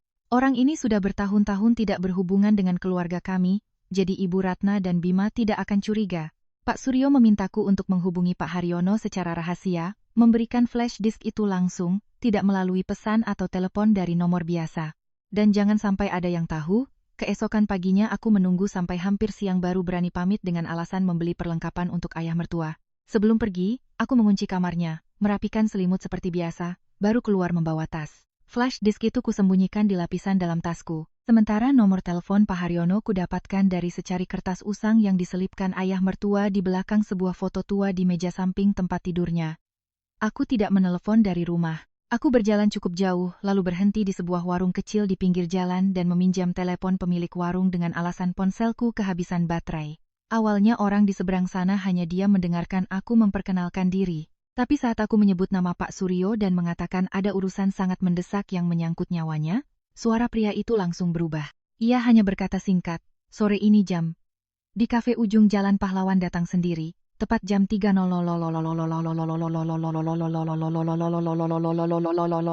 Pria yang duduk di sudut kafe itu mengenakan kemeja abu-abu. Rambutnya sudah mulai memutih, wajahnya serius, tapi tatapannya sangat tajam. Beliau tidak basa-basi, hanya duduk diam menunggu aku mengeluarkan flash disk. Aku mendorongnya ke arahnya dengan tangan gemetar. Beliau menyambungkannya ke tablet yang di bawahnya, menonton setiap rekaman dengan sangat perlahan, hampir tanpa mengubah ekspresi. Baru setelah selesai mendengarkan rekaman dokter Tirtayasa dan percakapan Ibu Ratna soal menukar obat, beliau menutup tabletnya dan menatapku. Kalimat pertama yang diucapkannya adalah jika Anda tidak melakukannya sampai tuntas, Anda tidak akan punya jalan keluar. Mendengar itu, hatiku terasa berat. Beliau benar. Sampai di titik ini, aku bukan lagi orang yang tidak terlibat. Begitu mereka tahu aku sudah mendengar, melihat, dan memegang bukti, mereka tidak akan membiarkanku hidup tenang. Aku meremas kedua tanganku, bibirku terasa kering. Pengacara Haryono menatapku sejenak lalu merendahkan suaranya. Tapi jika dilakukan sampai tuntas, masih ada peluang untuk menang. Di kafe itu, kami bertiga atau lebih tepatnya, Pak Haryono dan ayah mertuaku melalui aku mulai menyusun rencana. Semuanya harus rapi, tersembunyi, dan tidak boleh ada kesalahan sedikit pun. Pertama, merekayasa kematian yang terlihat wajar, bukan kematian mendadak yang mudah dicurigai, melainkan kondisi yang memburuk secara alami. Sesuai dengan riwayat penyakitnya, aku akan terus melaporkan pada Bima dan Ibu Ratna, bahwa kondisi ayah semakin lemah, makannya sedikit, napasnya berat. Pada saat yang tepat, aku akan menelepon dan memberitakan kondisi darurat agar mereka panik dan segera pulang. Ketika semua keluarga sudah berkumpul, ayah mertuaku akan berbaring diam seolah tak sadarkan diri. Semakin mereka lengah, semakin mereka akan menunjukkan sifat aslinya. Dan tepat pada saat itu, semua bukti akan disajikan di hadapan mereka. Di rumah ini juga, tanpa memberi mereka kesempatan untuk berkelit atau menyangkal, pengacara Haryono akan hadir pada saat yang tepat, membawa salinan bukti, beberapa dokumen yang sudah disiapkan Pak Suryo sejak lama, dan bantuan jika diperlukan. Mendengar rencananya memang terdengar ringkas, tapi saat mulai memikirkan detailnya, aku baru sadar betapa menakutkannya langkah yang akan kuambil. Cukup dengan aktingku yang kurang meyakinkan, tatapan mataku yang salah, atau jika mereka pulang lebih awal dari perkiraan, semuanya akan hancur. Dan jika rencana ini gagal, akibatnya mungkin tak akan bisa diperbaiki. Hari-hari berikutnya, aku hidup dalam keadaan antara takut dan memaksakan diri untuk tegar. Aku berlatih di depan cermin, melatih cara bicara dengan suara serah karena cemas, melatih ekspresi wajah kosong, melatih cara menjawab dengan ragu-ragu saat Bima menelepon. Terkadang saat berlatih, aku merasa asing dengan diriku sendiri. Wanita di cermin itu bukan lagi Anissa Widya yang hanya bisa menelan kepahitan, tapi juga belum menjadi orang yang kuat. Hanya seseorang yang telah didorong sampai ke titik di mana ia tidak bisa mundur lagi. Ayah mertuaku sebaliknya. Semakin dekat hari eksekusi rencana, beliau semakin tenang. Pernah sekali saat aku menyuapinya bubur, tanganku gemetar sampai menumpahkan sedikit ke selimut. Beliau hanya menatapku lalu berkata sangat pelan, "Jangan terlalu takut. Orang yang panik adalah orang yang kalah duluan."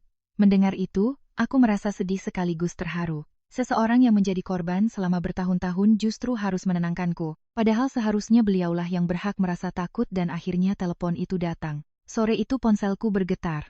"Bima," begitu aku angkat, ia langsung bicara. Suaranya singkat dan dingin. "Kami pulang lebih cepat dari jadwal. Siapkan mentalmu." Hanya satu kalimat itu, tapi aku mendengarnya seperti ada pisau yang menggores kulitku. Tanpa basa-basi, tanpa sedikit pun kepanikan, hanya sebuah pemberitahuan. Seolah ia pulang bukan untuk menemui ayahnya yang sakit parah, melainkan untuk menyelesaikan sebuah pekerjaan yang tertunda. Aku memegang ponsel, perlahan menoleh ke arah ayah mertua. Beliau berbaring diam, tapi saat tatapan kami bertemu, beliau mengangguk pelan tanpa berkata apa-apa. Anggukan itu sudah cukup untuk membuatku mengerti. Waktunya telah tiba. Aku menarik napas dalam-dalam.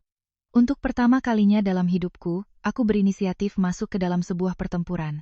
Bukan untuk menahan sakit, tapi untuk mengakhiri semuanya. Malam itu aku hampir tidak tidur. Aku harus menjaga ayah mertua sekaligus menunggu suara mobil di depan gerbang. Sekitar pukul 3 pagi, sorot lampu mobil menyapu halaman depan. Diikuti suara rem mendadak yang memecah keheningan malam, jantungku serasa diremas. Aku tahu mereka sudah pulang, pintu utama baru saja terbuka. Bima dan Ibu Ratna langsung masuk dengan ekspresi yang sangat berbeda dari orang yang baru pulang. Liburan karena mendengar kabar kerabatnya kritis. Tidak ada pertanyaan panik, tidak ada wajah terkejut. Keduanya hanya berganti sandal dengan cepat, saling melirik sekilas, lalu bergegas masuk ke kamar ayah mertua, seolah sedang berlari untuk memeriksa sesuatu yang akan menjadi milik mereka. Aku berdiri di depan pintu kamar, berusaha memasang wajah lelah dengan mata yang cekung seperti orang yang sudah berhari-hari tidak tidur. Ibu Ratna melewatiku tanpa sepatah kata pun. Begitu masuk, ia langsung menunduk menatap wajah suaminya, lalu mengedarkan pandangan ke seluruh ruangan dengan cepat, seolah memeriksa apakah ada yang aneh. Sementara Bima berdiri di ujung ranjang, matanya terpaku pada ayahnya, wajahnya tegang. Hanya beberapa menit kemudian, ia berbalik ke arahku, menarikku dengan kasar ke sudut dekat lemari. Tangannya mencengkeram pergelangan tanganku sampai sakit, suaranya berdesis pelan tapi tajam seperti pisau. "Beberapa hari ini ada orang lain yang masuk ke rumah. Kamu menggeledah sesuatu?" Aku terkejut dan mendongak, berpura-pura sangat panik. "Mas bicara apa?" Anissa tidak mengerti. Anissa hanya sibuk mengurus ayah. Bima menatap mataku lekat-lekat seolah ingin mengulitiku untuk melihat seberapa banyak yang aku tahu. Tapi akhirnya ia melepaskan tanganku hanya mendengus penuh curiga. Aku mengusap pergelangan tanganku, berusaha menjaga wajahku tetap pucat karena lelah. Sementara di dalam hati aku semakin yakin bahwa aku sedang berdiri di titik paling berbahaya dari permainan ini. Di depan pintu, Ibu Ratna masih berdiri. Matanya menyapu seluruh ruangan. Ia melihat botol obat, laci meja, bahkan kursi yang biasa kududuki di samping ayah mertua. Tatapannya membuatku merinding. Itu bukan tatapan seorang istri yang baru saja bergegas pulang karena suaminya sekarat. Itu adalah tatapan seseorang yang takut terlambat satu langkah dan kehilangan kesempatan. Belum sampai 20 menit, Dokter Tirtayasa muncul. Begitu cepat sampai aku harus mengepalkan tangan di dalam saku baju agar wajahku tidak berubah. Memanggil dokter ke rumah tengah malam saja sudah aneh, tapi kedatangannya yang secepat kilat seolah ia sudah menunggu di sekitar sini. Ia masuk ke kamar dengan tas hitamnya yang biasa, mengangguk sangat pelan pada Ibu Ratna, sebuah isyarat yang mungkin tidak disadari orang lain, tapi aku yang berdiri di dekatnya melihatnya dengan jelas. Ia duduk di tepi ranjang, memeriksa denyut nadi ayah mertua, lalu melihat tensimeter dan mendengarkan detak jantungnya dengan sangat profesional. Seluruh ruangan sunyi senyap. Sesaat kemudian, ia menghela napas, sengaja berbicara dengan cukup keras agar semua orang mendengar. Kondisinya sudah sangat buruk. Keluarga harus siap mental. Mendengar itu, Ibu Ratna langsung menutupi wajahnya, bahunya bergetar seolah menahan tangis. Tapi saat aku baru saja menunduk berpura-pura merapikan selimut, aku mendengar suara beliau menarik pelan lengan baju Bima, lalu keduanya mundur ke koridor. Pintu tidak ditutup rapat. Melalui celah itu, suara beliau berdesi sangat pelan tapi jelas. Kalau malam ini bisa selesai, besok langsung urus surat-suratnya. Jangan sampai dia sadar lagi dan berubah pikiran. Mendengar itu, punggungku terasa dingin. Jika ini terjadi dulu, mungkin aku sudah membeku sampai menjatuhkan sesuatu. Tapi sekarang aku hanya bisa menunduk lebih dalam, berpura-pura sedang menyekat tangan ayah mertua, hatiku dipenuhi rasa takut sekaligus jijik. Takut karena mereka sudah begitu terang-terangan. Jijik karena wanita yang baru saja mengucapkan kalimat itu di luar beberapa detik kemudian kembali masuk dengan mata memerah dan wajah menderita seperti seorang istri yang benar-benar akan kehilangan suaminya. Bima juga begitu. Ia kembali ke kamar dengan wajah yang lebih tenang mendekatiku dan berkata dengan suara manis, "Anissa, beberapa hari ini kamu sudah lelah. Biar aku yang urus sisanya. Kamu istirahat saja." Jika orang lain yang melihat, pasti akan mengira ia sedang menyayangi istrinya. Tapi aku tahu persis kelembutan mendadak itu hanya punya satu arti. Mereka ingin menyingkirkanku dari kamar ini, dari ayah mertua agar bisa dengan leluasa menyelesaikan rencana mereka. Belum sempat aku menjawab. Dari atas ranjang, ayah mertuaku tiba-tiba membuka matanya sedikit. Beliau menghembuskan napas. Bibirnya bergerak dengan susah payah. Suaranya lemah seperti orang sekarat. "Anissa, jangan pergi." Hanya 4 kata itu. Tapi membuat seisi ruangan terdiam. Aku melihat dengan jelas wajah Ibu Ratna sedikit mengernyit, sementara tatapan Bima menggelap, rahangnya mengeras. Bahkan saat berakting sekarat pun, ayah mertua masih memanggil namaku, bukan anak kandungnya. Hal itu membuat mereka lebih marah daripada tuduhan apapun. Aku segera menggenggam tangannya, menunduk, suaraku bergetar. "Iya. Ya, Anissa di sini tidak akan kemana-mana." Di luar aku berakting sebagai menantu yang ketakutan, tapi di dalam hati aku mengerti beliau sedang mengingatkanku untuk tetap berada di posisi ini. Jangan biarkan mereka menyingkirkanku. Tapi Ibu Ratna tidak mudah menyerah. Larut malam, setelah berpura-pura duduk di samping suaminya sejenak, beliau mulai menyuruhku ke dapur untuk berbagai hal. Mulai dari merebus air jahe, memasak bubur encer, sampai mencuci piring dengan alasan ada tamu datang malam-malam tapi dapur kotor. Semua pekerjaan itu bisa ditunda, tapi beliau sengaja menyuruhku terus-menerus, hanya untuk memisahkanku dari kamar selama mungkin. Saat aku menuruni tangga, aku mendengar suara Bima menutup pintu kamar di belakangku, setiap langkahku terasa berat. Aku tahu mereka sudah mulai bertindak. Tepat di malam keluarga berkumpul ini, aku mengerti satu hal yang sangat jelas. Mereka pulang bukan untuk menyelamatkannya. Mereka pulang untuk menunggunya mati. Pikiran itu terus terngiang di kepalaku saat aku berdiri di dapur memasak bubur encer yang baru saja diperintahkan Ibu Ratna. Tanganku memegang sendok, mataku menatap, air mendidih. Tapi telingaku waspada pada setiap suara dari lantai atas. Rumah ini begitu sunyi hingga menyesakkan. Keheningan sebuah tempat yang sedang menunggu tragedi bukan keheningan keluarga yang sedang berduka. Baru saja aku mematikan kompor, belum sempat menuang bubur ke mangkuk. Tiba-tiba dari lantai atas terdengar suara Bima berteriak panik. "Ibu Anissa, ayah kejang, cepat panggil dokter." Teriakan itu membuatku terlonjak. Tanganku gemetar hebat sampai sendok jatuh ke lantai. Aku bahkan tidak sempat meletakkan mangkuk di nampan. Langsung berlari menaiki tangga. Jantungku berdebar tak karuan. Begitu aku mendorong pintu kamar, aku melihat ayah mertuaku terbaring tak bergerak. Wajahnya pucat, matanya terpejam, dan monitor detak jantung di samping tempat tidur berbunyi cepat beberapa kali lalu melambat drastis. Suara tit-tit-tit yang terputus-putus itu membuat kakiku lemas. Aku langsung berlari ke samping ranjang. "Ayah, ayah." Dr. Tirtayasa, entah sejak kapan sudah ada di sana, berdiri dengan tas hitamnya. Ia memeriksa denyut nadi ayah mertua, mendengarkan detak jantungnya, lalu menoleh ke arah Ibu Ratna dan Bima. Suaranya berat, kondisinya kritis, keluarga harus bersiap. Kalimat itu baru saja selesai. Ibu Ratna langsung memegangi dadanya dan meratap. Sementara Bima berdiri membeku di tepi ranjang, memegangi kepalanya seperti anak yang sedang berduka. Tapi aku melihat dengan jelas semuanya terlalu sempurna, terlalu tepat waktu, terlalu rapi, seperti sebuah drama yang sudah dilatih sebelumnya. Belum sampai 10 menit saat aku masih duduk di tepi ranjang memegang tangan ayah mertua, Ibu Ratna tiba-tiba berbalik ke arahku. Matanya memerah, suaranya melengking memecah keheningan. Sudah kuduga, sejak dia yang merawat, rumah ini tidak pernah tenang. Belum sempat aku mengerti apa maksudnya. Bima menunduk ke tempat sampah, mengambil sebuah strip obat asing, lalu melemparkannya tepat di depan kakiku. Ia membentak, setiap katanya penuh kemarahan palsu. "Ini apa? Siapa yang memberikan obat ini pada ayah?"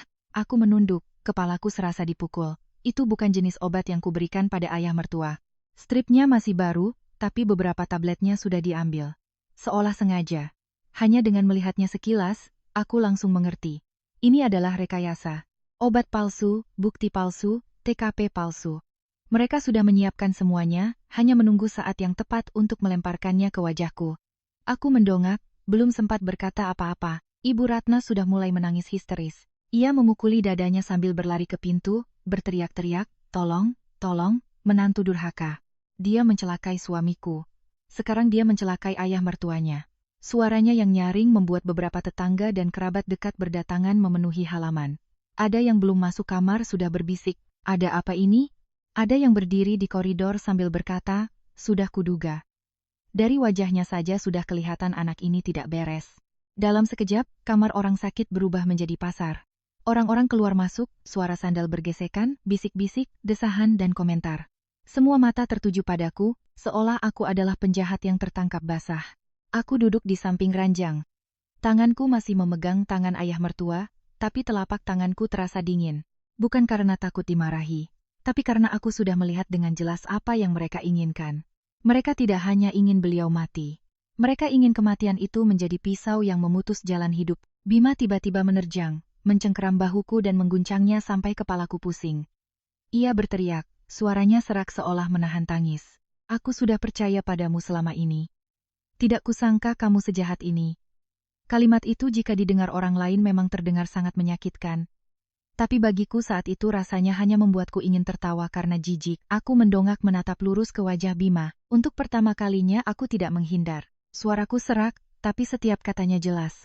"Aktingmu bagus sekali, seandainya wajah ini kamu pakai untuk menjadi orang baik."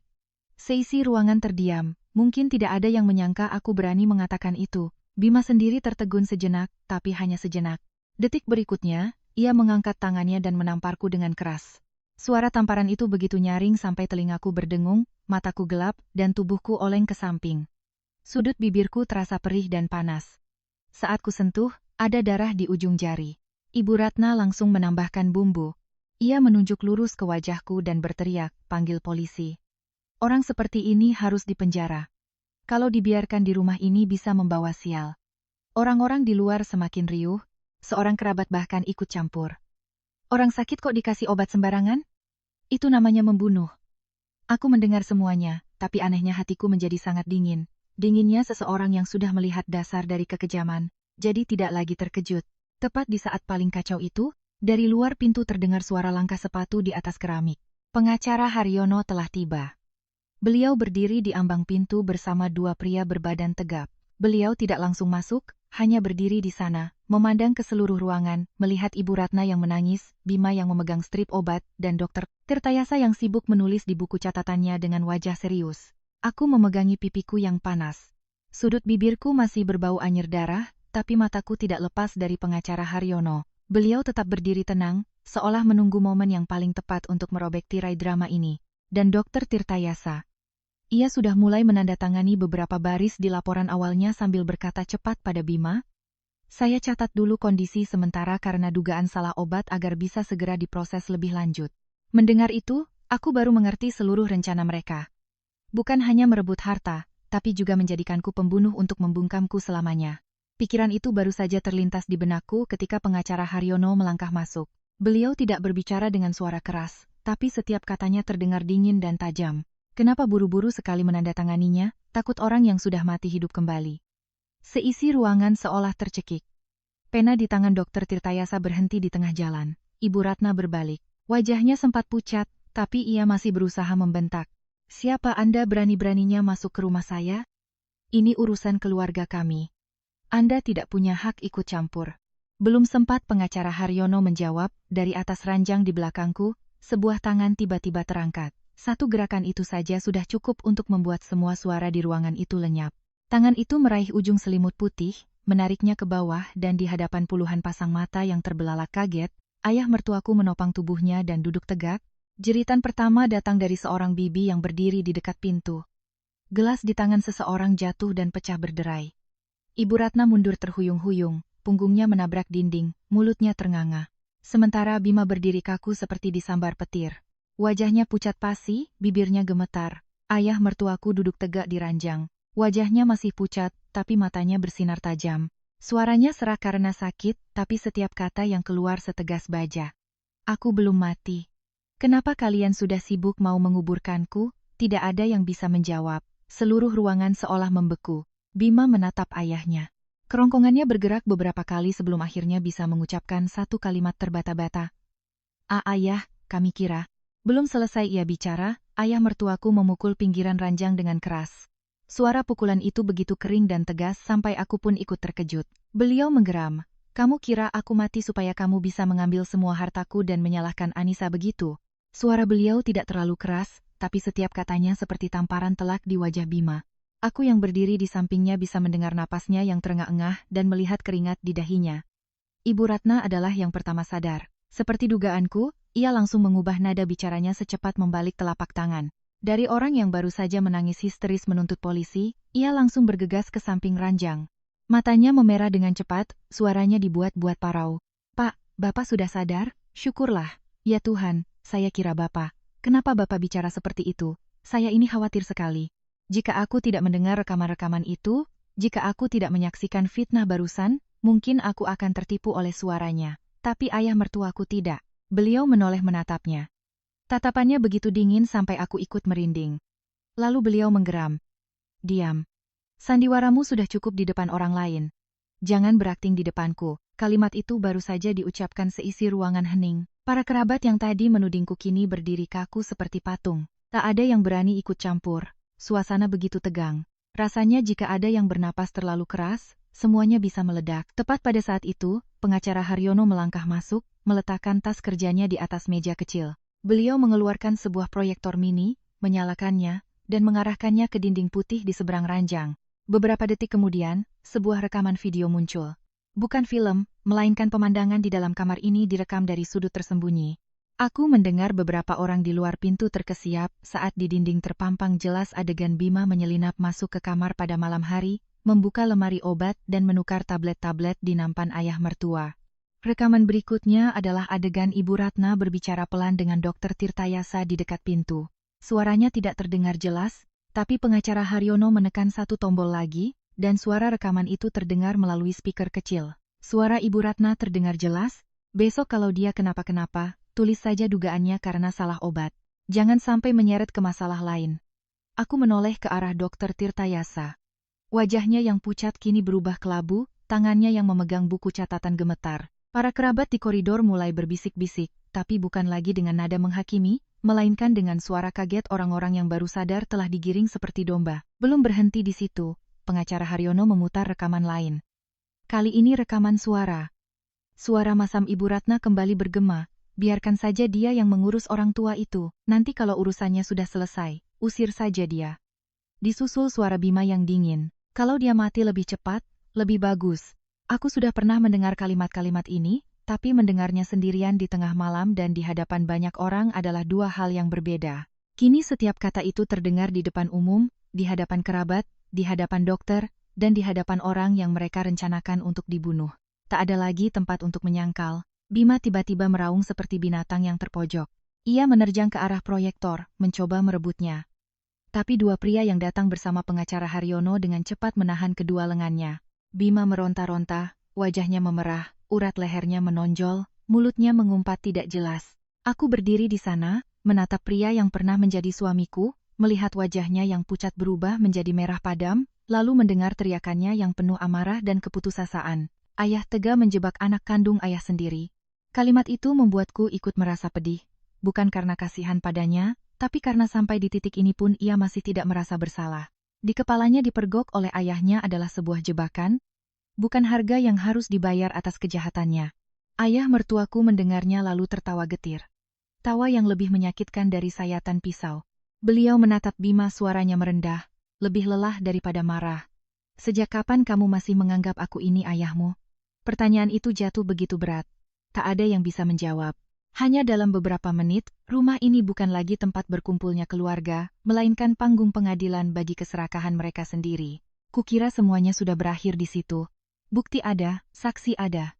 Wajah asli Ibu Ratna, Bima, dan Dr. Tirtayasa sudah terkoyak di hadapan banyak orang.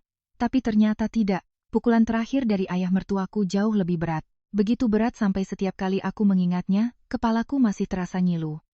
Pak Suryo bersandar di kepala ranjang. Napasnya sedikit berat, tapi matanya tetap tajam. Beliau menoleh ke arah pengacara Haryono, suaranya dalam dan tegas. Buka tas hitam itu. Pengacara Haryono mengangguk, meletakkan tas kerjanya di atas meja, membuka kuncinya perlahan, lalu mengeluarkan setumpuk berkas tebal yang sudah dijilid rapi. Setiap lembarnya memiliki stempel notaris. Melihat itu, jantungku kembali berdebar. Ibu Ratna yang baru saja dipermalukan kini melihat tumpukan kertas itu dan wajahnya semakin pucat. Bima juga berhenti meronta. Matanya terpaku pada berkas itu seperti orang kehausan yang melihat sumur tapi tidak tahu isinya air atau jurang. Pak Suryo menatap lurus ke arah anaknya. Setiap kata yang keluar diucapkan perlahan, namun dinginnya menusuk tulang. Kamu kira ayah menyimpan 10 miliar itu hanya untuk dibagikan? Salah. Uang itu hanyalah umpan yang ayah lempar untuk kalian. Seisi ruangan kembali hening, orang-orang di luar pintu bahkan tak berani bernapas. Sementara aku hanya bisa berdiri membeku. Ternyata bahkan uang 10 miliar yang beliau berikan padaku malam itu pun belum menjadi akhir dari permainan ini. Pengacara Haryono membuka lembar demi lembar. Suaranya membacakan dengan jelas. Ternyata uang 10 miliar itu hanyalah bagian aset yang paling terlihat. Bagian yang Ibu Ratna dan Bima kira bisa mereka kuasai. Makanya mereka begitu membabi buta. Sementara seluruh saham perusahaan lama, 2 bidang tanah komersial di lokasi strategis dan bahkan rumah ini. Sejak beberapa bulan lalu, Pak Suryo telah diam-diam mengalihkan pengelolaannya ke sebuah lembaga wali amanat. Perwakilan sahnya adalah pengacara Haryono. Dengan kata lain, bahkan jika malam ini Pak Suryo benar-benar meninggal, Ibu Ratna dan Bima tidak akan bisa menguasai semuanya seperti yang mereka rencanakan. Semua jalur hukum sudah dikunci rapat. Usaha mereka mendorong seseorang ke jurang kematian selama bertahun-tahun pada akhirnya hanyalah mengejar umpan yang sengaja dilepaskan oleh beliau untuk melihat isi hati mereka. Mendengar itu, Ibu Ratna benar-benar histeris. Ia mendorong beberapa orang di dekatnya dan menerjang ke tepi ranjang. Wajahnya berkerut, suaranya para kamu kejam.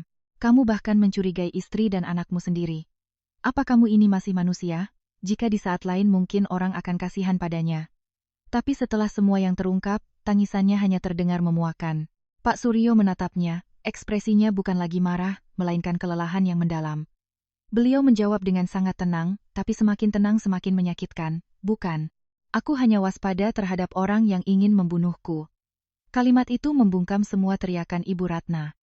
Ia membuka mulut hendak membantah, tapi yang keluar hanya suara tercekat. Tepat saat itu, Dr. Tirtayasa diam-diam bergeser ke arah pintu, mencoba melarikan diri saat semua orang fokus pada keluarga kami. Tapi pengacara Haryono tidak membiarkannya. Beliau mengeluarkan setumpuk kertas lain dan mengangkatnya. Dr. Tirtayasa, mau kemana buru-buru? Takut saya bacakan sisa rekening koran ini. Dr. Tirtayasa berhenti. Wajahnya pucat pasih. Pengacara Haryono membalik lembar demi lembar. Itu adalah salinan transfer dari rekening Ibu Ratna ke rekening pribadi Dr. Tirtayasa selama 2 tahun terakhir. Ada yang puluhan juta, ada yang ratusan juta. Semuanya terjadi tepat saat kondisi Pak Suryo memburuk secara misterius. Melihat itu, Ibu Ratna langsung membantah. Saya hanya memberikan hadiah sebagai ucapan terima kasih karena sudah merawat suami saya. Apa salahnya? Belum selesai ia bicara, pengacara Haryono menjawab singkat dan tajam. Terima kasih. Tapi keterangan transfernya dosis lama tidak cukup. Perlu ditambah kalimat itu baru saja diucapkan seisi ruangan gempar. Para kerabat yang tadinya masih ragu-ragu, kini benar-benar bungkam. Ada yang bahkan mundur menjauh, seolah takut tertular kejahatan. Dr. Tirtayasa sendiri gemetar hebat. Kedua kakinya seolah mau ambruk, terpojok. Bima akhirnya tidak bisa lagi mempertahankan topeng anak baik dan suami setianya. Ia meraung seperti binatang terluka. Matanya merah, urat lehernya menonjol. Iya. Aku butuh uang, memangnya kenapa? Seumur hidup ayah tidak pernah menghargaiku. Di mata ayah hanya ada kekuasaan dan uang. Aku selalu harus meminta, selalu hidup di bawah bayang-bayang ayah. Kata-kata itu keluar deras, penuh kebencian dan keserakahan yang telanjang. Pak Suryo menatap anaknya sangat lama. Tatapan matanya bukan lagi tatapan ayah yang marah, melainkan tatapan seseorang yang akhirnya harus menghadapi kegagalan terbesar dalam hidupnya. Lalu beliau berkata dengan suara rendah, ayah bisa memberimu uang. Tapi ayah tidak bisa memberimu nurani karena benda itu sudah kamu buang sendiri. Kalimat itu menjadi pukulan terakhir bagi Bima. Ia berbalik ke arahku, menunjuk dengan jari, suaranya penuh kebencian seolah ingin mencabik-cabikku. Dan kamu kalau bukan karena kamu ikut campur, semua ini sudah selesai dari dulu. Aku menyeka darah kering di sudut bibirku, melangkah maju, tidak lagi gemetar, tidak lagi tercekat.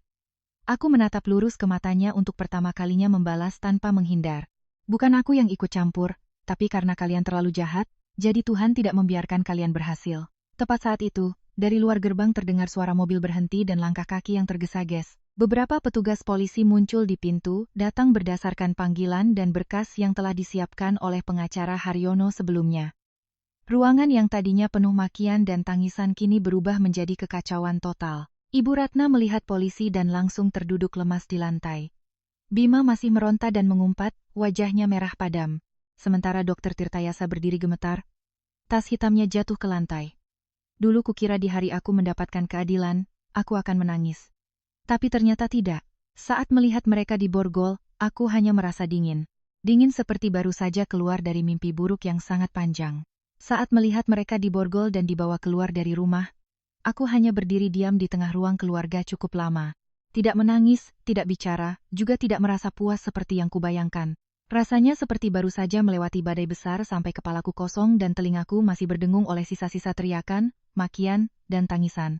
Rumah yang tadinya riuh dan menyesakkan kini mendadak sunyi. Yang tersisa hanyalah bau obat, bau keringat, bau teh yang tumpah di lantai, dan sebuah kehampaan yang dingin hingga ke tulang.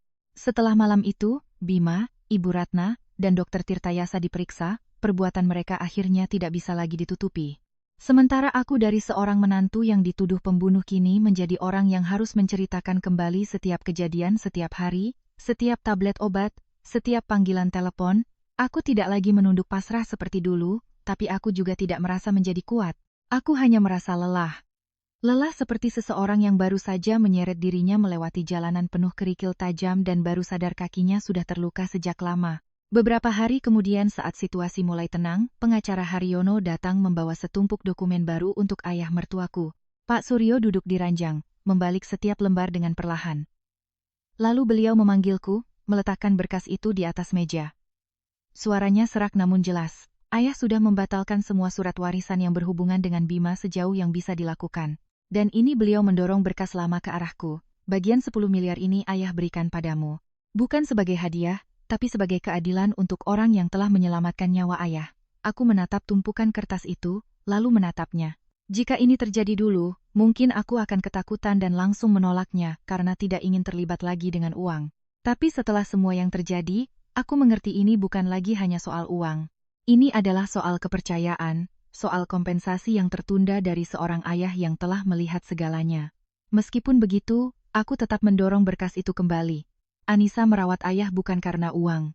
Kalau ayah benar-benar percaya pada Anissa, biarkan Anissa membantu ayah mengelola semuanya dengan baik. Soal nanti kita pikirkan lagi. Pak Suryo tidak langsung menjawab. Beliau hanya menatapku sangat lama.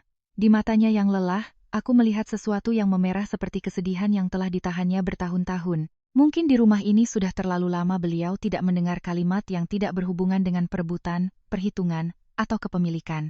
Mungkin beliau sendiri tidak menyangka orang yang pada akhirnya berada di sisinya adalah menantu yang selama ini hanya bisa ditatapnya dengan tatapan tak berdaya. Suatu pagi setelah itu, cuaca sangat tenang. Cahaya matahari pagi jatuh lembut di teras rumah. Di atas meja kayu kecil tempat dulu ayah mertuaku biasa minum teh sebelum jatuh sakit. Hari itu, setelah bertahun-tahun, beliau bersandar di kursi rotan, memegang cangkir teh hangat, dan memanggilku untuk duduk bersamanya. Angin pagi menyapu pot-pot tanaman. Begitu sunyi sampai suara daun yang bergesekan pun terdengar. Beliau menatap ke halaman cukup lama sebelum akhirnya berkata, kesalahan terbesar ayah adalah membesarkan anak dengan uang, tapi lupa mengajarinya menjadi manusia. Saat ayah sadar, semuanya sudah terlambat. Aku duduk di sampingnya. Mendengar kalimat itu, hatiku terasa berat. Aku tidak tahu bagaimana harus menghiburnya. Ada luka yang tidak bisa disembuhkan hanya dengan beberapa kata baik, terutama luka seorang ayah yang didorong ke jurang oleh anak kandungnya sendiri. Aku hanya menjawab dengan tulus, selama masih bisa merasa sakit, berarti belum terlambat sepenuhnya. Beliau menoleh menatapku lalu mengangguk pelan. Setelah itu kami tidak bicara lagi, tapi keheningan itu tidak terasa canggung. Rasanya seperti luka yang baru saja dibersihkan, masih perih, masih sakit, tapi setidaknya tidak lagi tersembunyi di balik perban kotor. Kisahku tidak berakhir dengan sukacita. Tidak ada perayaan, tidak ada perasaan menang atau kalah. Yang jelas, keadilan pada akhirnya memang datang, tapi luka yang disebabkan oleh orang terdekat tidak bisa sembuh begitu saja. Setiap kali aku melewati kamar lamaku, aku masih teringat tamparan Bima, tatapan Ibu Ratna, dan perasaan dijadikan pesakitan di rumah yang pernah kurawat dengan sepenuh hati. Semua itu tidak hilang dalam semalam. Karena itu, aku memutuskan untuk pindah dan tinggal sendiri untuk sementara waktu. Bukan karena marah dan ingin memutus semua hubungan, tapi karena aku tahu aku butuh jarak untuk menyembuhkan diriku sendiri. Aku tidak akan kembali ke pernikahan itu, juga tidak akan membiarkan siapapun menarikku kembali menjadi wanita yang hanya bisa menahan sakit demi ketenangan semu. Ada hal-hal yang jika sudah patah, mencoba menyambungnya hanya akan melukai tangan. Ayah mertuaku setelah itu mulai menjalani pengobatan yang sesungguhnya.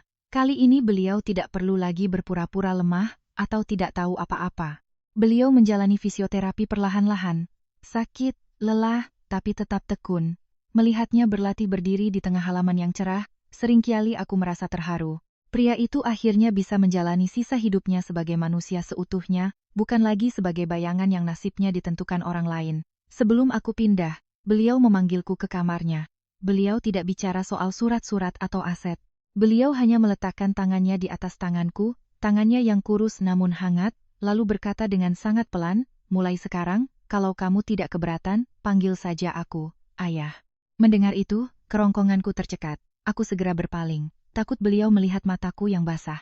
Bertahun-tahun menjadi menantu, akhirnya aku mendapatkan panggilan ayah yang sesungguhnya di saat semuanya sudah hancur. Tapi mungkin hidup memang terkadang seperti itu. Ada hal-hal yang datang sangat terlambat, tapi lebih baik terlambat daripada tidak sama sekali. Sekarang jika ku ingat kembali, aku mengerti. Tidak semua orang yang menyandang status keluarga akan menyayangimu. Ada orang yang sangat dekat, tapi hatinya lebih dingin dari orang asing. Tapi terkadang justru di tengah kehancuran, kita baru bisa melihat dengan jelas siapa yang layak untuk kita pertahankan dalam hidup. Aku kehilangan sebuah pernikahan, kehilangan masa-masa kesabaran yang terasa sia-sia, tapi aku berhasil mempertahankan harga diriku, dan bagiku itu sudah merupakan sebuah penyelamatan. Ya,